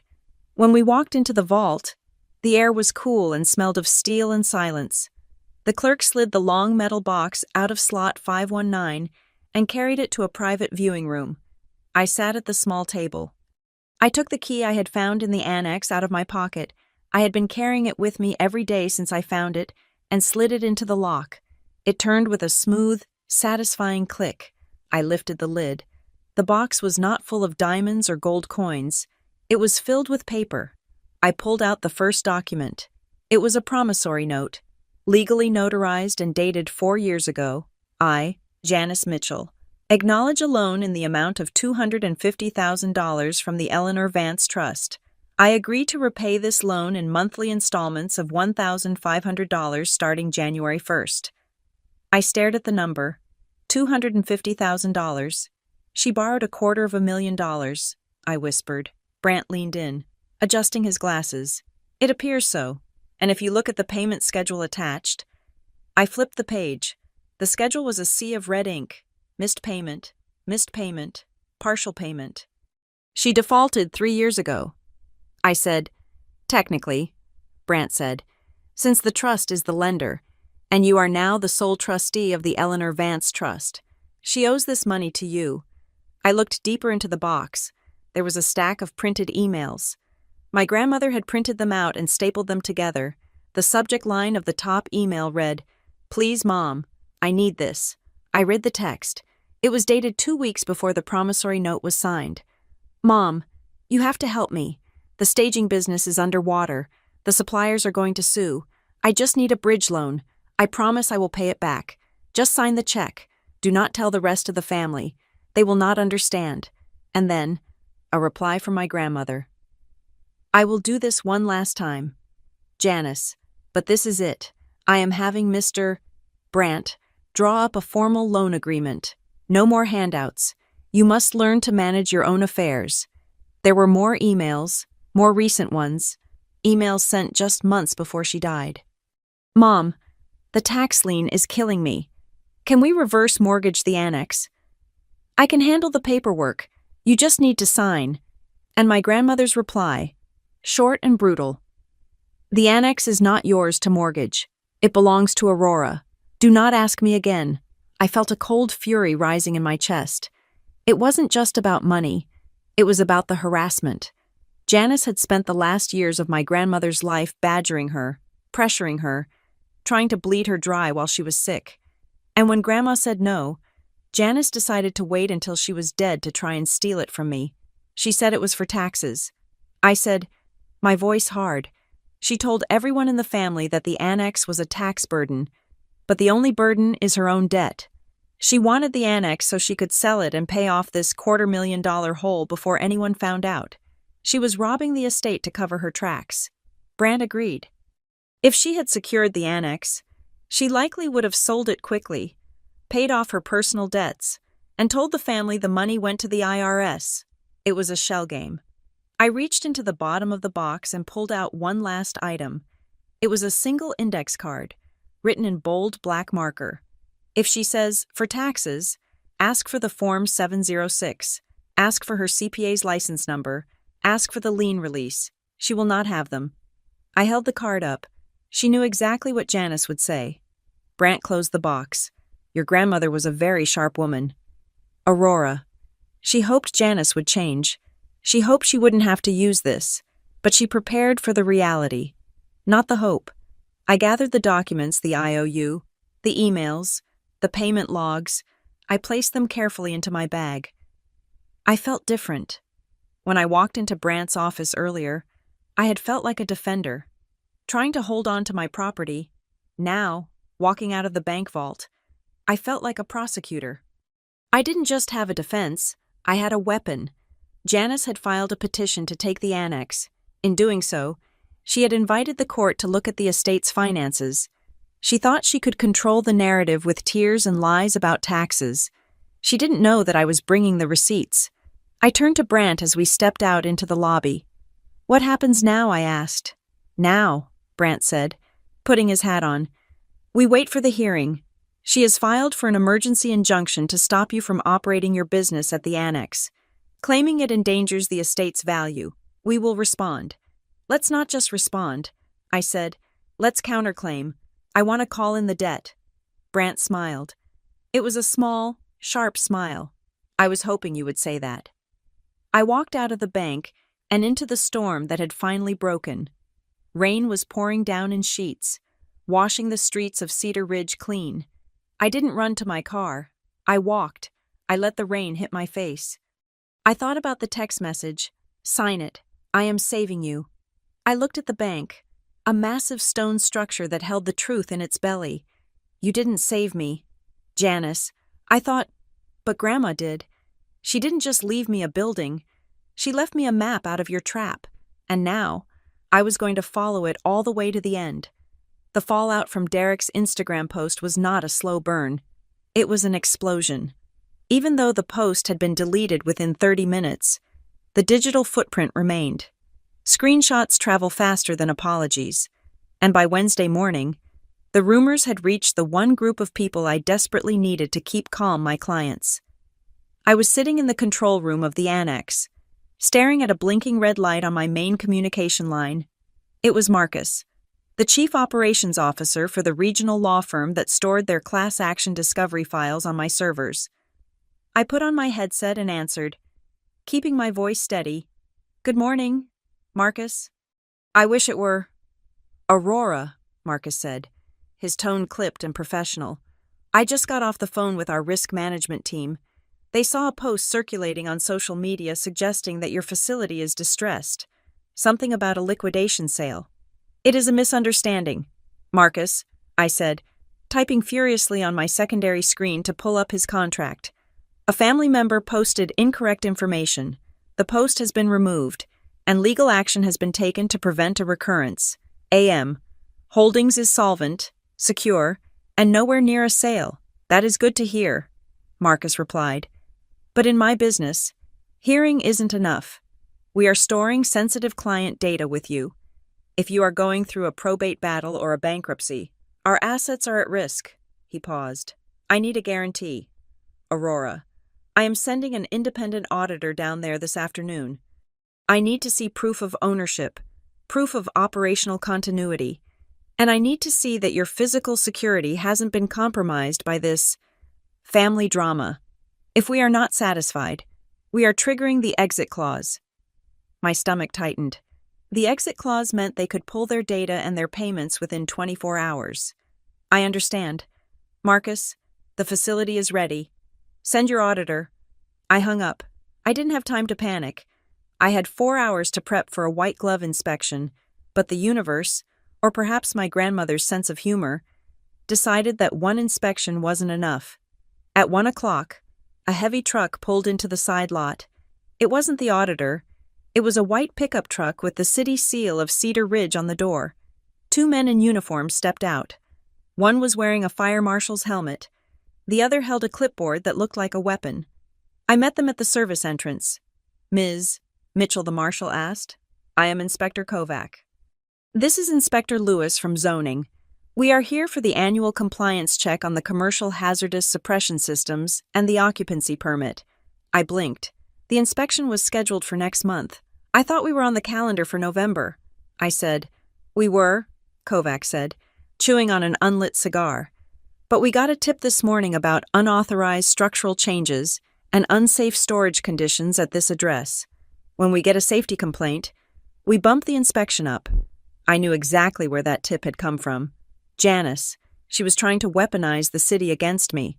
She thought that if she reported the building as unsafe, the city would condemn it, forcing me out and allowing her to take control of the ruin to fix it. Come in, gentlemen, I said, stepping aside. As I held the door, another car screeched into the lot. My heart sank. It was Janice's Mercedes, followed closely by Derek's sports car. They must have been watching the street, waiting for the city truck to arrive. Janice marched up the driveway, waving her hand at the inspectors.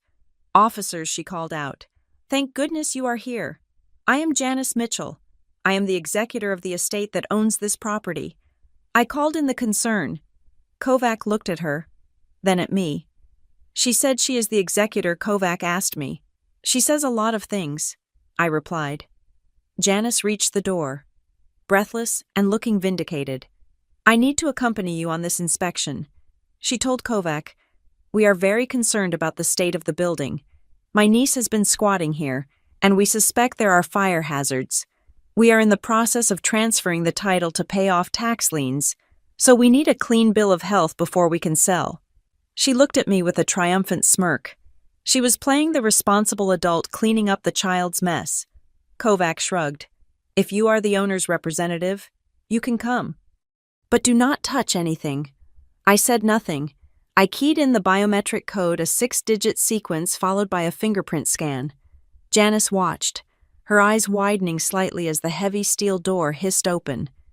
We stepped into the vestibule. I had designed the entryway to be a decompression zone. The walls were soundproofed with acoustic foam, and the air was filtered to hospital standards. The transition from the humid, gritty outside world to the sterile, humming interior was always jarring. For Janice and Derek, it was like stepping onto a spaceship. They walked in, and their mouths literally dropped open. They were expecting piles of old newspapers and maybe a few dusty computers on card tables. Instead, they were standing in a 1,200-square-foot Class A data center. The raised floor was pristine white tile. The overhead cable trays were organized with military precision, bundles of blue and yellow fiber optic cables running like arteries along the ceiling. Rows of black server racks stretched down the center of the room, their status lights blinking in a synchronized rhythm of green and amber. The hum was a low, powerful vibration that you felt in your chest. "What is this?" Derek asked, his voice echoing slightly in the acoustic space. Inspector Kovac ignored him. He walked straight to the main fire suppression panel. He opened it and inspected the gauges. FM 200 system. Kovac noted, nodding with approval. Clean agent suppression. No water. Good pressure. Maintenance tags are up to date. He turned to the cooling units. Redundant HVAC with humidity control. He looked at me. "This is not a warehouse. Ms. Mitchell, this is a Tier 3 data facility." I nodded. "Tier 3 compliant. Fully redundant power and cooling. We handle off-site disaster recovery for financial and legal firms." Janice was spinning in a slow circle, looking at the equipment. She looked confused, like a cat that had jumped onto a table expecting a mouse and found a tiger. This is just storage," she stammered. "Mother said it was storage. It is data storage." "Mrs. Mitchell," Kovac corrected, looking at his clipboard. "And according to my files, the permit for this retrofit was pulled 3 years ago. All inspections passed." He walked over to a rack of servers that was humming loudly. Derek walked up to it and tapped the glass door. "So it is just a bunch of hard drives," he scoffed. "What is this? A crypto mining rig? Or are you hosting video games? I heard you can make a few bucks doing that." He looked at Kovac. "Look, officer, she is just running a hobby shop in here. It can't be worth that much. We just need to know if we can tear it out to sell the shell." Kovac stopped writing. He looked at Derek with a mixture of pity and annoyance. "Son," Kovac said, his voice gravelly, "do you know what a halon suppression system costs? Just the gas in these tanks is worth more than that car you drove up in." Derek flushed. "What?" "And the hardware." Kovac pointed to the racks. "I inspect the hospital's data center downtown. This setup is cleaner than theirs. If she is running commercial contracts, the liability insurance alone requires a 7-figure bond." Janice stepped forward, her voice sharp. 7 figures. She turned to me. "You do not have 7 figures. You drive a 4-year-old sedan. You rent a 1-bedroom apartment. Do not lie to the inspector." "Aurora, I am not lying," I said calmly, "and I do not spend my money on cars. Janice, I spend it on infrastructure." Inspector Kovac turned to Janice. "Ma'am, you said you are the executor. I need to verify the ownership for the occupancy permit renewal. Since there is a dispute, I need to see the deed." Janice fumbled with her purse. Well, the deed is in the trust, effectively. We are filing the paperwork to clarify that now. But as I said, the tax situation." I stepped forward. I opened the binder I had prepared for Marcus's auditor. "Here is the original deed." "Inspector," I said, handing him the document. "Recorded 3 years ago. Transfer from Eleanor Vance to A.M. Holdings, LLC." I flipped the page. "Here are the articles of organization for A.M. Holdings. I am the sole member." I flipped the page again. "Here is the current certificate of good standing from the Secretary of State. And here is the tax clearance certificate for the business. No liens, no debts." Kovac took the binder. He scanned the pages. He looked at the seal on the deed. He looked at Janice. "Mrs. Mitchell," Kovac said, his voice dropping the polite tone. "You stated this property was part of an estate with tax liabilities. The record shows it is a private commercial entity with clear title." But she tricked Mother, Janice shouted. Losing her composure, she stole it. "That is why we are here." "That is a civil matter for a judge," Kovac said, handing the binder back to me. "As far as the city of Cedar Ridge is concerned, this building is up to code, and Ms. Mitchell is the owner of record." He turned to me. "You passed. Aurora, everything looks tight. Just make sure you keep the rear access clear for the fire lane." I smiled. We are working on a lease agreement for that right now. Janice looked like she was going to scream. She looked at the servers, then at me. How much, she whispered. The greed was cutting through the anger. How much is this actually worth? I closed the binder. I am not going to tell you the valuation of the company. Janice, that is proprietary. Derek laughed nervously. Come on. It is a couple of computers. What, do you make 100 grand a year? I looked at Derek, then I looked at Janice. I decided it was time to stop being the gray moth. The gross revenue for the last fiscal year was $1.2 million, I said. Net profit after reinvestment was $850,000. The silence that followed was absolute. The only sound was the hum of the cooling fans. Janice's face went slack. Her eyes darted from the rack to the floor to me. She was doing the math. She was realizing that while she was fighting over a $50,000 tax lien and a dilapidated warehouse shell, I was sitting on a business that generated more cash in a year than her staging company had made in a decade. 1.2. Derek choked out. And the contracts I have signed for the next quarter will push that to 1.5. I added, assuming, of course, that my family stops trying to sabotage my reputation with fake tax scares. Janice looked at me with a new expression. It wasn't pity anymore. It wasn't even just anger. It was fear. Pure, unadulterated fear. She realized she wasn't bullying a poor relation. She was attacking a powerhouse, and she had no idea what kind of resources I actually had. Get out, I said. It wasn't a scream. It was a simple instruction. Janice opened her mouth to speak, but Kovac stepped in. You heard the owner, he said. Inspection is over. If you do not have business here, you are trespassing on a secure commercial facility. Janice turned on her heel and walked out. She walked stiffly, like a marionette whose strings were being pulled too tight. Derek followed her, looking back at the server racks with a look of hungry confusion. When the door hissed shut behind them, I let out a long breath. Kovac tipped his helmet. Nice setup. Ms. Mitchell, do not let them grind you down. Thank you. Inspector. He left. I was alone in the hum. I checked the time. Marcus's auditor would be here in 30 minutes. I was ready for him. But as I sat down at my desk, my phone rang. It was Marcus. Aurora, he said. Good news. The board reviewed your preliminary security specs. They are impressed. Thank you, Marcus. But, he continued, his voice serious, they are still spooked by the legal noise. They want to lock you down, but they want stability. What are you proposing? I asked. We want to offer you a 5-year exclusive contract for our archival storage. Marcus said, it is worth $4 million over the term. My heart skipped a beat. $4 million?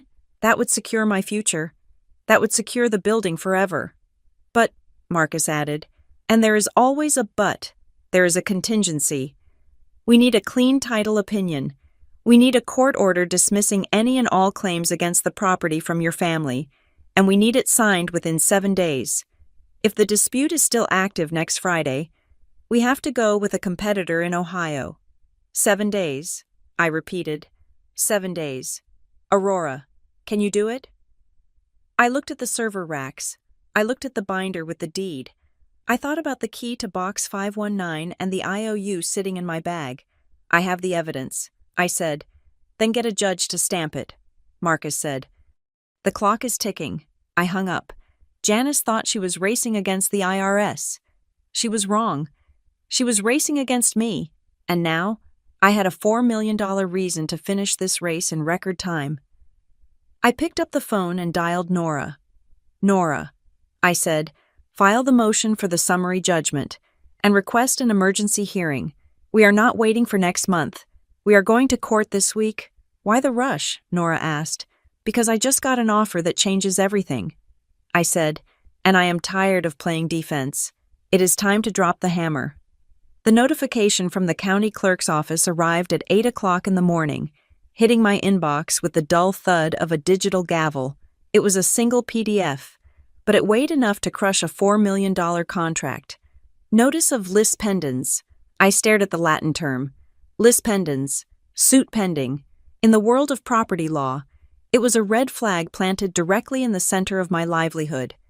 It told the world, and more importantly, title insurance companies, that the ownership of the Briar Hollow Annex was in dispute. It rendered the property effectively unsellable and uninsurable until the court case was resolved. 10 minutes later, Marcus called. I saw the filing. "Aurora," he said, his voice devoid of the warmth he had shown the day before. "Our risk department is flagging the contract. We cannot execute a long-term storage agreement on a facility that is subject to active litigation regarding its ownership. I can fix this." "Marcus," I said, gripping the phone tight, "it is a frivolous claim. It is a cloud on the title," he corrected. "You have 5 days left on our verbal deadline. If that lis pendens is not lifted by close of business Tuesday, we walk." He hung up. I didn't scream. I didn't throw the phone. I sat in the silence of my apartment, feeling the walls of Janice's trap closing in. She knew she couldn't win on the tax lie. She knew she couldn't win on the road easement, so she had decided to burn the whole house down. If she couldn't have the annex, she would make sure I couldn't profit from it either. I drove to Nora's office. The rain from the previous days had cleared, leaving a sharp, bright sunlight that felt mocking. Nora was already reading the petition Janice had filed to support the lis pendens. Her face was pale with controlled rage. "You need to read this," she said, sliding the document across the desk. "But brace yourself. It is ugly." I picked it up. Petition to set aside transfer of deed due to undue influence and lack of capacity. I began to read. The petitioner, Janice Mitchell, alleges that the respondent, Aurora Mitchell, used her position of trust to isolate the decedent, Eleanor Vance, during her final years. The petitioner asserts that the respondent systematically restricted family access to the decedent, poisoning her mind against her natural children, and coerced the transfer of the Briar Hollow Annex at a time when the decedent was medicated, confused, and suffering from cognitive decline. I felt the blood drain from my face. "She is saying I manipulated her," I whispered. "She is saying I took advantage of my grandmother's dementia." "It gets worse," Nora said. "Look at paragraph 12. The respondent, having failed to secure gainful employment suitable to her station, preyed upon the decedent's fears of abandonment to secure financial assets." I slammed the paper down. I was the only one there, I shouted, my voice cracking. I was the one who drove her to chemotherapy. I was the one who sat with her when she woke up scared in the middle of the night. Janice was in Cabo. Janice was at brunch. She visited once a month for 20 minutes to ask for a check. "I know," Nora said softly. "I know. Aurora. She is rewriting history." I said, shaking. "She is turning my love into a crime." "This is the nuclear option," Nora said. "When you can't argue the law, you argue the morality." She is banking on the fact that undue influence is hard to disprove. It is a he said, she said situation. She wants to drag this out for months, forcing you to settle just to get the lis pendens removed so you can save your business. She does not know about the contract. I said, "She just knows I have revenue. She is trying to choke me out. She is trying to break you," Nora corrected. "But she made a mistake. She made it factual. She claimed medical incapacity. That gives us the right to discovery on the medical records." Nora pulled a thick stack of files from her credenza. "I already called Dr. Eris," she said. "My grandmother's neurologist. He is retired, but he remembers your grandmother vividly. He remembers her because she was the sharpest patient in his ward." Nora opened the file. "I have the mini mental state examination scores from the week she signed the deed. She scored a 29 out of 30. That is not dementia. Aurora, that is better than most 40-year-olds. That handles the capacity argument." I said, "But what about the undue influence? What about the isolation?" The door opened, and Elliot Brandt walked in. He looked more like a disappointed grandfather than a lawyer today. He carried a briefcase that looked as old as he was. "I will handle that," Brandt said. Taking a seat, I looked at him. "Mr. Brandt. I have been deposed in undue influence cases before." "Aurora," he said, setting his hat on the table. It is a nasty business. But in this case, Janice has forgotten a crucial detail of my practice, which is I videotape the execution of every will and major deed transfer for clients over the age of 70, he said. It is a policy I instituted specifically to prevent vultures like your aunt from circling after the funeral. He tapped his briefcase. I have the recording of the day she signed the deed to the annex. In that video, I specifically ask her, Eleanor, has anyone promised you anything in exchange for this? Has anyone threatened you? Why are you giving this to Aurora and not Janice? And what did she say? I asked, holding my breath. She looked right at the camera. Brant said, a small smile touching his lips, and she said, because Aurora is the only one who never asked for it. I felt a tear slip down my cheek. I wiped it away angrily. So we have the medical records. I said, we have the video, and we have the motive, Graham said. Stepping into the room, I hadn't heard him come in. The forensic accountant was standing by the door, holding a tablet. He looked tired but energized, like a vampire who had just found a particularly rich vein. I finished the analysis of the loan payments and the staging company's books. Graham said, Janice is not just in debt. Aurora, she is insolvent. How bad, I asked. She is running a Ponzi scheme on her own life, Graham said. She uses the deposit from client A to pay the vendor for client B. She uses the credit card to pay the mortgage, and the loan to pay the credit card. But the music stopped when your grandmother died. He walked over to the table and placed the tablet down. I found something else. The reason she is so desperate for the annex isn't just the money. It is the collateral. Explain. Nora said. She took out a hard money loan 6 months ago. Graham said. A predatory lender, high interest, short term. She listed the Briar Hollow Annex as a pending asset on the application. She told them she already inherited it. She committed loan fraud, I asked. She sold them a promise she couldn't keep. Graham said, that loan is due in 3 weeks. If she doesn't deliver the title or the cash, they will come for her personal assets, her house, her car, everything. That is why she filed the lis pendens. I realized. She is stalling the lenders. She is trying to show them she is fighting for the asset. It is a desperate throw. Graham agreed, but it gives us the narrative. She isn't suing because you manipulated your grandmother. She is suing because she manipulated a loan shark. We have enough, Nora said, looking at the assembled team, the medical records, the video, the financial motive. We can crush this petition. But can we do it in 5 days, I asked. Marcus won't wait for a trial. Nora hesitated. A full trial takes months. We need a shortcut. We need an injunction. We need to convince a judge that her petition is so meritless, so bad faith, that it warrants immediate dismissal and sanctions. To do that, Brant said, we need something that proves malice. Not just greed. Malice. We need proof that she knows she is lying. My phone buzzed. I looked down. It was my cousin Mallory. I hadn't spoken to Mallory since the day of the inspection, when she had watched me reveal the server room revenue. Can we talk? The text read. I am at the coffee shop near your office, alone. I looked at Nora. I have to go. I said, I found Mallory sitting in the back corner of the coffee shop, nervously shredding a paper napkin. She looked different. The polished, real estate shark veneer was cracked. She wasn't wearing her usual power blazer. She was in a hoodie and jeans. I sat down across from her. I heard about the lis pendens, Mallory said, not making eye contact. News travels fast. I said, it does when Janice is bragging about it. Mallory said, she told the whole family she locked you down. She said you were trying to sell the annex to a foreign company and run away with the money. She is lying. Mallory, I know.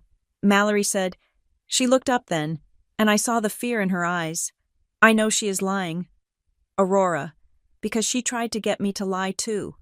What do you mean? After the inspection, Mallory said, her voice shaking, when we saw the servers, when we saw the money, Janice lost it. She came to my office. She screamed at me. She said it was my fault for not checking the property values earlier. She said I was a terrible real estate agent. Mallory took a sip of coffee. her hand trembling. She told me I had to write an affidavit. Mallory continued. She wanted me to sign a statement saying I had witnessed you yelling at Grandma, that I had seen you refuse to let family visit. And did you? I asked, my heart hammering. No, Mallory said. I told her that was perjury. I told her I wouldn't lose my license for her. And what did she do? She told me that if I didn't help her, she would ruin me. She said she would tell everyone that I was the one who advised her to take the loan from Grandma's accounts. She tried to frame me for her embezzlement. Aurora. I reached across the table and put my hand on hers. She is drowning. Mallory, she is pulling everyone down with her. You do not have to be one of them.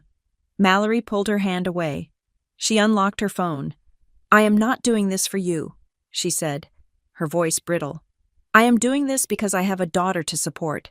I cannot go to jail for Janice. She opened her text messages and scrolled back. This is from 2 days ago, she said, right before she filed the petition. She spun the phone around. The message was from Janice.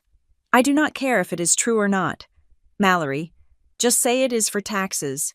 Everyone is scared of the IRS. If we muddy the waters enough, she will settle. I just need the title for a month to satisfy the lenders. Just sign the paper. There it was, the smoking gun, in black and white. I do not care if it is true. I just need the title. Can I have this? I asked. Mallory hesitated, then nodded. She tapped the screen and sent the screenshot to my phone. You never got it from me, she whispered. I won't say a word. I promised. Mallory stood up. She looked at me, and for a second, I saw the cousin I used to play with in the backyard. Before the money and the status games tore us apart. Beat her. Aurora, she said, please, just beat her. I walked back to Nora's office. The wind was picking up again, but I didn't feel the cold. I felt the heat of the phone in my pocket. I walked into the conference room. Nora, Brant, and Graham were still strategizing. Stop planning, I said. I threw my phone onto the table, the image of the text message glowing on the screen. We have it, I said. Malice, intent to defraud, conspiracy to coerce. Nora picked up the phone. She read the text. Her eyes widened. Where did you get this? It fell off a truck, I said. Is it enough? Nora looked at Brant. Brant looked at the text and let out a low, satisfied hum. This is not just enough for a defense, Brant said. This is enough for an ex parte hearing. This proves that the lease pendens was filed fraudulently to leverage a settlement. It is an abuse of process. Nora stood up, her energy shifting from defensive to predatory. I am filing an emergency motion for injunctive relief, she said. We are going to ask the judge to strike the lis pendens immediately, sanction Janice for bad faith filing, and issue a temporary restraining order preventing her from contacting you or your clients. When I asked, now, Nora said, I will call the judge's clerk. We are alleging irreparable harm to your business. With the contract deadline, we have grounds for an expedited hearing. She looked at me. Pack your bag. Aurora, we are going to court tomorrow morning. I looked at the team around the table, the lawyer, the accountant, the witness, and the ghost of my grandmother, present in every document and every strategy we had built. Janice wanted to play the moral card. She wanted to talk about family values and protecting the elderly. Fine, I thought, let's talk about values. Let's talk about truth. I picked up my phone and looked at the screenshot one last time. Everyone is scared of the IRS. Janice was right about fear, but she was wrong about the source. She shouldn't be afraid of the tax man. She should be afraid of the quiet girl who had spent 3 years building a fortress while she was busy digging a grave. I am ready, I said. Nora picked up her briefcase. Then let's go get your inheritance back. The deposition room was colder than the morgue had been. It was a windowless box on the 14th floor of a glass tower, filled with the rhythmic, staccato clicking of the stenographer's machine. That sound was the only thing keeping me grounded as I watched my Aunt Janice perform the greatest role of her life. She sat across the table, dabbing at dry eyes with a lace handkerchief that I recognized from my grandmother's drawer. I only wanted to help her, Janice said. her voice trembling just enough to register as sincere on the audio recording. Aurora has always been distant, disconnected from the family values. When Mother passed, I knew the tax burden would crush her. I was trying to absorb the blow. I was willing to take on the debt myself to protect my niece.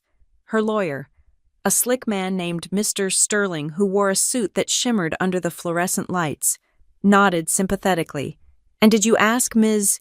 Mitchell to sign the property over?" Sterling asked. "I did." Janice sniffed. "I begged her. Not for me. For the legacy. But she refused. She has been confused. I believe the grief has clouded her judgment." I sat next to Nora. My hands clenched so tight under the table that my fingernails were biting into my palms. It took every ounce of my professional discipline not to scream. She was painting me as a mentally unstable child and herself as the martyr, all while trying to steal a multi-million-dollar asset to pay off a loan shark. Nora placed a hand on my forearm, a silent signal to breathe. Mr. Sterling looked at me then, his eyes cold. "We are done with the petitioner," he said. "We can take a recess before we depose the respondent." We walked out into the hallway. The air was stale, recycled through vents that probably hadn't been cleaned in a decade. I leaned against the wall, trying to shake the image of Janice's fake tears from my mind. "She is good," I whispered. "She is a sociopath," Nora corrected, checking her watch. "But sociopaths get sloppy when they think they are winning." Just then, Mr. Sterling approached us. He didn't look like a man who wanted a fight. He looked like a man who wanted a golf game. "Ms. Baines," he said, smoothing his tie. "Look, we all know how these probate battles end. The only people who win are the lawyers. My client is willing to offer an olive branch." I straightened up. "What kind of branch?" "A settlement," Sterling said. "A 50-50 split of the Briar Hollow Annex."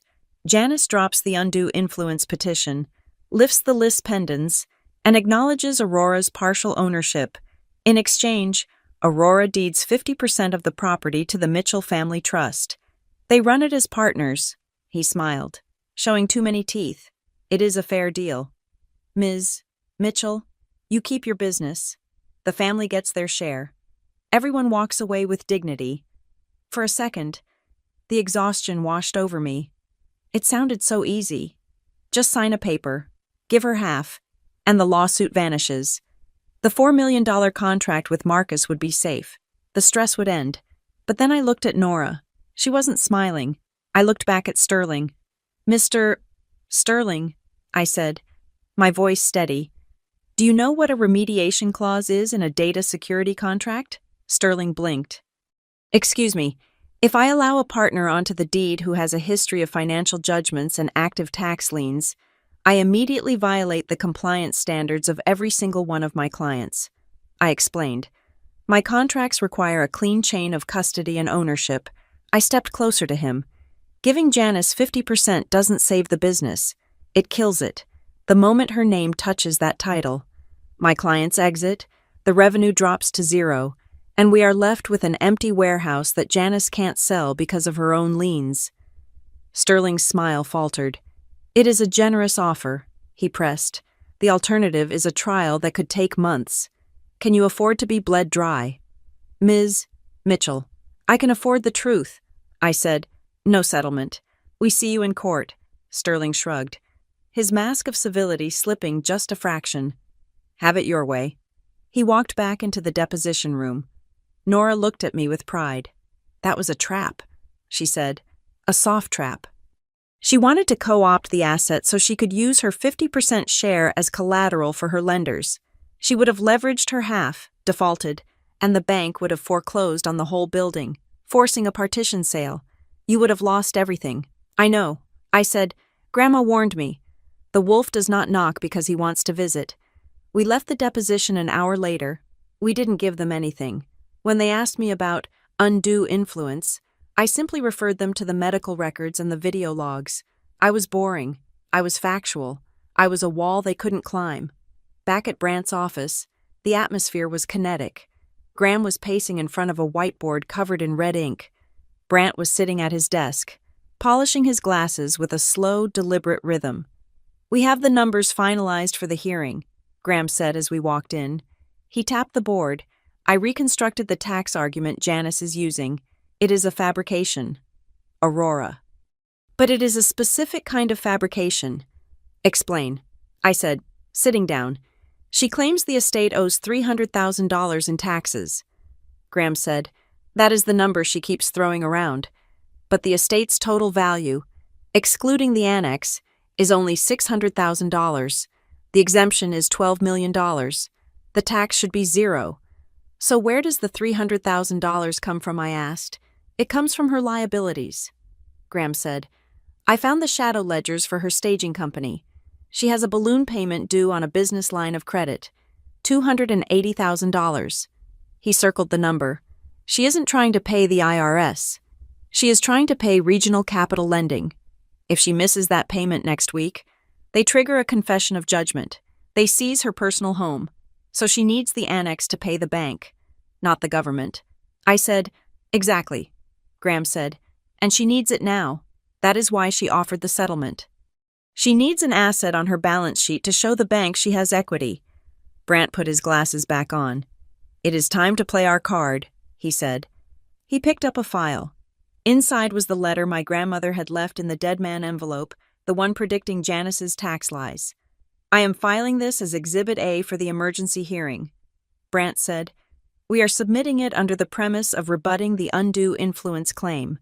It demonstrates that the decedent was not only of sound mind, but was acutely aware of the petitioner's financial predatory habits. He handed the file to his paralegal. File it. Electronic service to opposing counsel immediately. I watched the paralegal leave. I knew what would happen when Sterling read that letter. It wouldn't just be a legal blow. It would be a psychological one. It proved that my grandmother had seen right through Janice's mask from the grave. The reaction came faster than I expected. That evening, I was at the annex, running a final security patch on the servers. The building was dark, lit only by the blue LEDs of the racks. My phone pinged. It was an email, not from Sterling, from Janice. Subject, please read. Urgent. I opened it. There was no text in the body, just an attachment. It was a document titled Temporary Holding Agreement. I opened the PDF. It was a quitclaim deed. Hastily typed. It transferred the annex to Janice for a period of 30 days, with a promise to transfer it back after tax clearance. A text message followed immediately. Aurora, please, Mr. Sterling is making this too complicated. I just need to show the deed to the IRS auditor tomorrow morning to stop the seizure. If you sign this temporary hold, I can show them I have control, and they will back off. I will tear it up next week. I swear on Mother's grave. Just sign it and email it back. I am trying to save us. I stared at the screen. Temporary hold. There was no such thing in property law. Once a deed is recorded, it is done. If I signed this, she would record it instantly. She would use it to secure her loan, and when she defaulted, the bank would take my building. She thinks I'm stupid. I realized. She thinks I am still the little girl who doesn't understand business stuff. I forwarded the email to Nora with a note. Add this to the evidence pile. Attempted fraud. Then I replied to Janice. Aunt Janice, all communication must go through counsel. Please do not contact me directly. I put the phone down. I wasn't angry anymore. I was just cold. She was swearing on her mother's grave to steal from her mother's chosen heir. My phone buzzed again. This time it was Mallory. She is spiraling. Mallory wrote, She just called me screaming. She knows about the letter Brant filed. She knows Grandma wrote it. What did she say, I asked. She said the letter is a forgery. Mallory replied. She wants me to testify that Grandma couldn't write in her last months. She wants me to lie about her arthritis, and I told her to go to hell. Mallory wrote, I am sending you the voice memo of her asking me to lie. Give it to the judge. I closed my eyes and let out a long breath. The walls were crumbling. Janice was running out of allies. The next morning was the day before the hearing. I was in Nora's office, finalizing the exhibit list. We had the letter. We had the forensic report.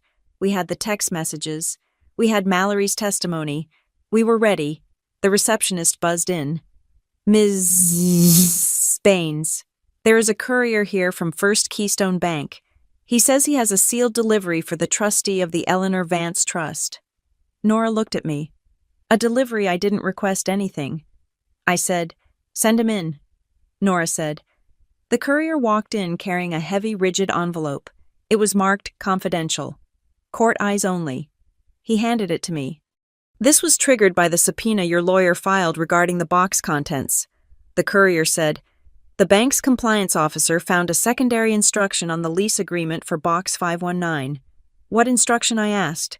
The courier looked at his clipboard.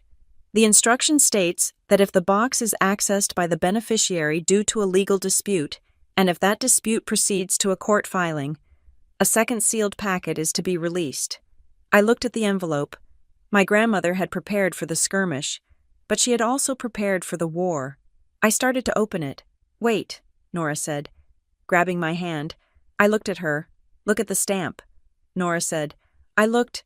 "To be opened only in the presence of a presiding judge." "If you open that now," Nora said. Her voice hushed. "It is inadmissible. It is tampered evidence. Whatever is in there, your grandmother wanted it to be the final word. She wanted the judge to see it at the same moment Janice does." I felt the weight of the packet. It was heavier than paper. There was something solid inside. Drive. A tape. She knew Janice would fight the letter, I said, realizing the depth of the strategy. She knew Janice would call it a forgery, so she left something that cannot be forged. "We take it to court tomorrow," Nora said. "We submit it blind. It is a risk," I said. "We do not know what is in it." "Do you trust her?" Nora asked. I thought about the woman who had taught me to hide my value, the woman who had given me a ruin and told me to build a fortress, the woman who had loved me when the rest of the family saw a failure. "Yes," I said, "I trust her." "Then we play it blind," Nora said. I put the sealed packet into my bag, right next to the IOU. The deposition had been a skirmish. The settlement offer had been a trap. But tomorrow was the checkmate. I walked to the window and looked out at the city. Somewhere out there, Janice was probably meeting with Mr. Sterling, trying to come up with a way to explain away the letter. She was probably telling herself that she could still win, that she could still charm the judge, that she could still bully me into submission. She didn't know about the second envelope. She didn't know that the dead man switch had a secondary charge. "I am ready, Grandma," I whispered to the glass. I turned back to Nora. "Let's go home," I said. "I need to get a good night's sleep. I want to look fresh when I watch her lose." The courtroom was silent, a heavy, suffocating silence that smelled of floor wax and old judgments. Judge Harrison sat behind the high bench, his face unreadable as he reviewed the motion papers. To my left sat Nora, calm and predatory. To my right, the empty gallery, save for Marcus's auditor who had come to witness the title clearance, and my cousin Mallory, who sat in the back row with her head bowed. Across the aisle, Janice sat with Mr. Sterling. She was wearing a modest gray suit, her hair pulled back in a severe bun. She looked smaller than usual, but when the judge nodded for her to begin, she stood up and inflated with that familiar theatrical self-righteousness. "Your Honor," Janice began, her voice trembling with carefully calibrated emotion. "This petition is not about money, it is about duty. For the last 5 years, while my niece was absent, living her own life, I was the one by my mother's bedside. I managed her pills. I managed her appointments. I managed the crushing weight of her estate." She turned to look at me, a tear tracking perfectly down her cheek. "I promised my mother I would protect the family legacy." Janice continued, "The tax situation is dire. The IRS is circling. I asked Aurora to transfer the annex solely so I could leverage it to pay the estate's debts. I was trying to fall on the grenade for her, and in return she accuses me of theft. She locks me out of the property I helped build. It is a tragedy, Your Honor, that greed has blinded a daughter's love." She sat down, dabbing her eyes. It was a good performance. If I didn't know the truth, I might have believed her. Mr. Sterling stood up. We rest on the petition. Your Honor, the medical incapacity is clear. The urgency of the tax lien requires immediate equitable relief. Judge Harrison turned to Nora. Ms. Baines, Nora stood up. She didn't use emotional inflection. She didn't cry. She picked up a single piece of paper. Your Honor, Nora said, her voice cutting through the humid air of the courtroom. The petitioner speaks of taxes as if they are a feeling, but taxes are mathematics, and the math in this petition does not add up. She walked to the podium. We have submitted into evidence the estate valuation. The total assets are well below the federal exemption of $12 million. There is no estate tax. There is no inheritance tax burden on the estate itself. The lien the petitioner speaks of is a phantom. It does not exist in the federal registry. It does not exist in the state registry. Nora turned to face Janice. The only liens that exist, Your Honor, are personal judgments against Janice Mitchell and her company. Mitchell Interiors. We have submitted certified copies of 3 separate judgments totaling over $100,000, as well as a default notice from a hard money lender dated 2 weeks ago. Objection, Sterling shouted. Standing up. The petitioner's personal finances are not relevant to the capacity of the decedent. They are relevant to motive, Your Honor. Nora countered smoothly. The petitioner claims she needs the annex to pay the IRS. We assert she needs the annex to satisfy a predatory loan that is due in 4 days. This is not a rescue mission. It is a liquidation event disguised as a probate dispute. The judge looked at Sterling over his glasses. Overruled. I will hear the evidence. Nora called Mr. Brandt to the stand. The old lawyer walked slowly, his cane tapping against the floor. He took the oath with the gravity of a man who held the law as a religion. Mr. Brandt, Nora asked, as the drafting attorney of the will, did Eleanor Vance ever express confusion about the Briar Hollow Annex? Never. Brandt said firmly. She was explicit. She viewed the annex as a separate entity, distinct from the family trust. And regarding the petitioner's status, Nora asked, Janice Mitchell is not, and has never been, the executor. Brandt stated, the First Keystone Bank is the executor. When Ms. Mitchell attempted to seize control of the assets in my office last week, I informed her of this. I told her, and I quote from my contemporaneous notes, that is not how this works. She attempted to bypass the legal chain of command using a power of attorney that expired at the moment of death. Brandt looked at Janice. The documents she presented to Aurora, the tax schedules. The urgency were drafted with haste and contained basic legal errors that no competent professional would make. They were props, not filings. Janice shifted in her seat. Her face was losing its tragic composure. The corners of her mouth were tightening. Nora thanked Brandt and called Graham Ives. Graham set up his easel. He didn't look at the judge. He looked at the charts. I have conducted a forensic trace of the decedent's accounts. Graham said, we found a pattern of withdrawals labeled consulting fees paid to the petitioner's company. But more importantly, we found a promissory note. Graham held up the document we had retrieved from the safe deposit box. 5 years ago, the petitioner borrowed $250,000 from the Eleanor Vance Trust. She defaulted on this loan 3 years ago. The judge leaned forward. $250,000. Yes, Your Honor, Graham said. And here is the critical accounting detail. If Janice Mitchell were to acquire the title to the annex, she would effectively become the owner of the trust assets. She would become her own creditor. By taking the annex, she would not only gain a property to sell, she would legally extinguish her own debt to the estate. It is a wash trade designed to erase a liability. The courtroom buzzed. Even Sterling looked surprised. He hadn't known about the IOU. Janice had lied to her own lawyer. And finally, Graham added, regarding the CPA named Arthur Davis who advised the petitioner, I ran a check with the state board. There is no licensed CPA by that name associated with the firm listed. The phone number used to threaten Ms. Mitchell traces to a burner application registered to the petitioner's personal cell phone. Sterling put his head in his hands. Nora returned to the table. We have one final piece of evidence, Your Honor. She picked up the sealed packet from the bank, the second envelope. This packet was lodged with the First Keystone Bank by the decedent. to be released only upon the commencement of litigation by a family member.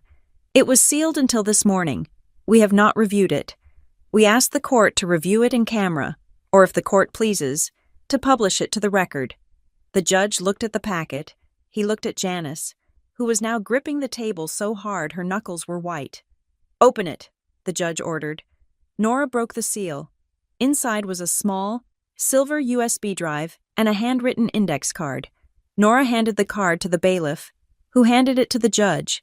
The judge read it, his eyebrows raising. "Play the drive," the judge said. Nora plugged the drive into the court's media system. Static filled the room for a second, and then a voice cut through, clear, sharp, undeniable. It was Janice's voice. It was a voicemail she had left for someone, perhaps the fake CPA, perhaps a friend, but my grandmother must have intercepted it or recorded it during a call. "Mom is losing it, but she is stubborn. She won't sign the check, but I have a plan for the niece. Once the old lady is gone, I will hit Aurora with the tax scare. She is soft. She does not know business. I will tell her the IRS is coming to take the house. Just scare her with the lien, and she will sign anything to get out of trouble. I will have that annex sold, and the money in my account before the funeral flowers wilt." The recording ended. The silence that followed was absolute. It wasn't just quiet. It was the vacuum left after a bomb goes off. Janice was frozen. She wasn't crying anymore. She was staring at the USB drive as if it were a snake that had just bitten her. She had been caught in her own voice, detailing the exact conspiracy she had just denied under oath. My grandmother hadn't just predicted the move. She had caught the rehearsal. Judge Harrison took off his glasses. He looked at Janice with an expression of profound distaste. "Mr. Sterling," the judge said, his voice dangerously low, "do you have any rebuttal to the voice of your client conspiring to defraud the beneficiary?" Sterling stood up slowly. He gathered his papers. "Your Honor, I request a brief recess to consult with my client regarding her plea in the sanctions phase. Request denied." The judge snapped, "I have heard enough." He slammed his gavel down. A sound like a gunshot. The petition to set aside. Deed is dismissed with prejudice. The claim of undue influence is found to be baseless and filed in bad faith. He turned to the clerk. "The lis pendens on the property known as the Briar Hollow Annex is hereby vacated. Effective immediately. The title is clear and quieted in the name of Aurora Mitchell and A.M. Holdings." He turned back to Janice. "Mrs. Mitchell, this court finds that you have engaged in an abuse of the probate process. You have attempted to weaponize the legal system to cover your own financial malfeasance. I am issuing an immediate injunction preventing you from coming within 500 feet of the property or the respondent. Furthermore," the judge continued, his voice rising, "I am referring the record of this hearing, specifically the evidence regarding the forged tax documents and the fraudulent CPA, to the District Attorney's Office for investigation into fraud and attempted grand larceny, and regarding the $250,000 you owe the trust, I am entering a summary judgment in favor of the estate. You will pay it back. Mrs. Mitchell, even if we have to garnish every cent you make for the rest of your life, court is adjourned." The gavel hit again. Janice collapsed back into her chair. She looked like a marionette whose strings had been cut. Mallory, in the back row, stood up and walked out without looking back. She was free. She hadn't lied. I stood up. My legs felt steady. My hands were not shaking. I walked toward the exit. Janice looked up as I passed. Her face was a ruin of mascara and panic. She reached out a hand, grasping at my sleeve. "Aurora," she whispered, her voice cracking. "Please, you cannot let them investigate me. I will go to jail. We can work this out. I can sell the house. I can pay you part of it. We are family." I stopped. I looked at her hand on my arm, the hand that had slid the fake tax bill across the table, the hand that had tried to steal my future. I gently removed her hand from my sleeve. I looked her in the eye. I didn't feel triumph. I didn't feel joy. I just felt clarity. "Family isn't what you claim." "Janice," I said, my voice quiet but filling the space between us, "it is what you do, and you have done enough. I turned and walked away. I walked out of the courtroom and into the wide marble hallway. The sun was streaming through the high windows, illuminating the dust motes dancing in the air. Marcus's auditor was waiting for me by a bench. He was holding a leather folder. "Did you get the order?" he asked. I handed him the certified copy of the judgment the clerk had just stamped. Lis pendens vacated, case dismissed. He scanned it. He nodded. "This works," he said. "The title is clean." He opened the folder and laid it on the bench. Inside was the contract. 5 years, $4 million, the future of AM Holdings. I took the pen. I didn't hesitate. I signed my name, Aurora Mitchell, in bold. Black ink. The auditor shook my hand. "Congratulations, Ms. Mitchell. We will begin the data migration on Monday." "Thank you," I said. As he walked away, I saw the double doors of the courtroom open. Mr. Sterling walked out, looking exhausted. Behind him, Janice walked slowly, flanked by 2 bailiffs who were escorting her to the clerk's office to process the judgment. She looked across the hall and saw me. She saw the contract in my hand. She saw the auditor walking away. For a moment, our eyes met. There was no more pretense, no more taxes, no more saving me. She saw me for the first time not as the niece she could bully, but as the CEO she had failed to destroy. I didn't smile. I just nodded. Once, a dismissal. I turned and walked toward the elevators. I had work to do. I had a business to run. And somewhere, in the quiet hum of the universe, I knew my grandmother was smiling. She had left me a ruin, but we had built a fortress, and the wolf was finally gone from the door. Thank you so much for listening to this story.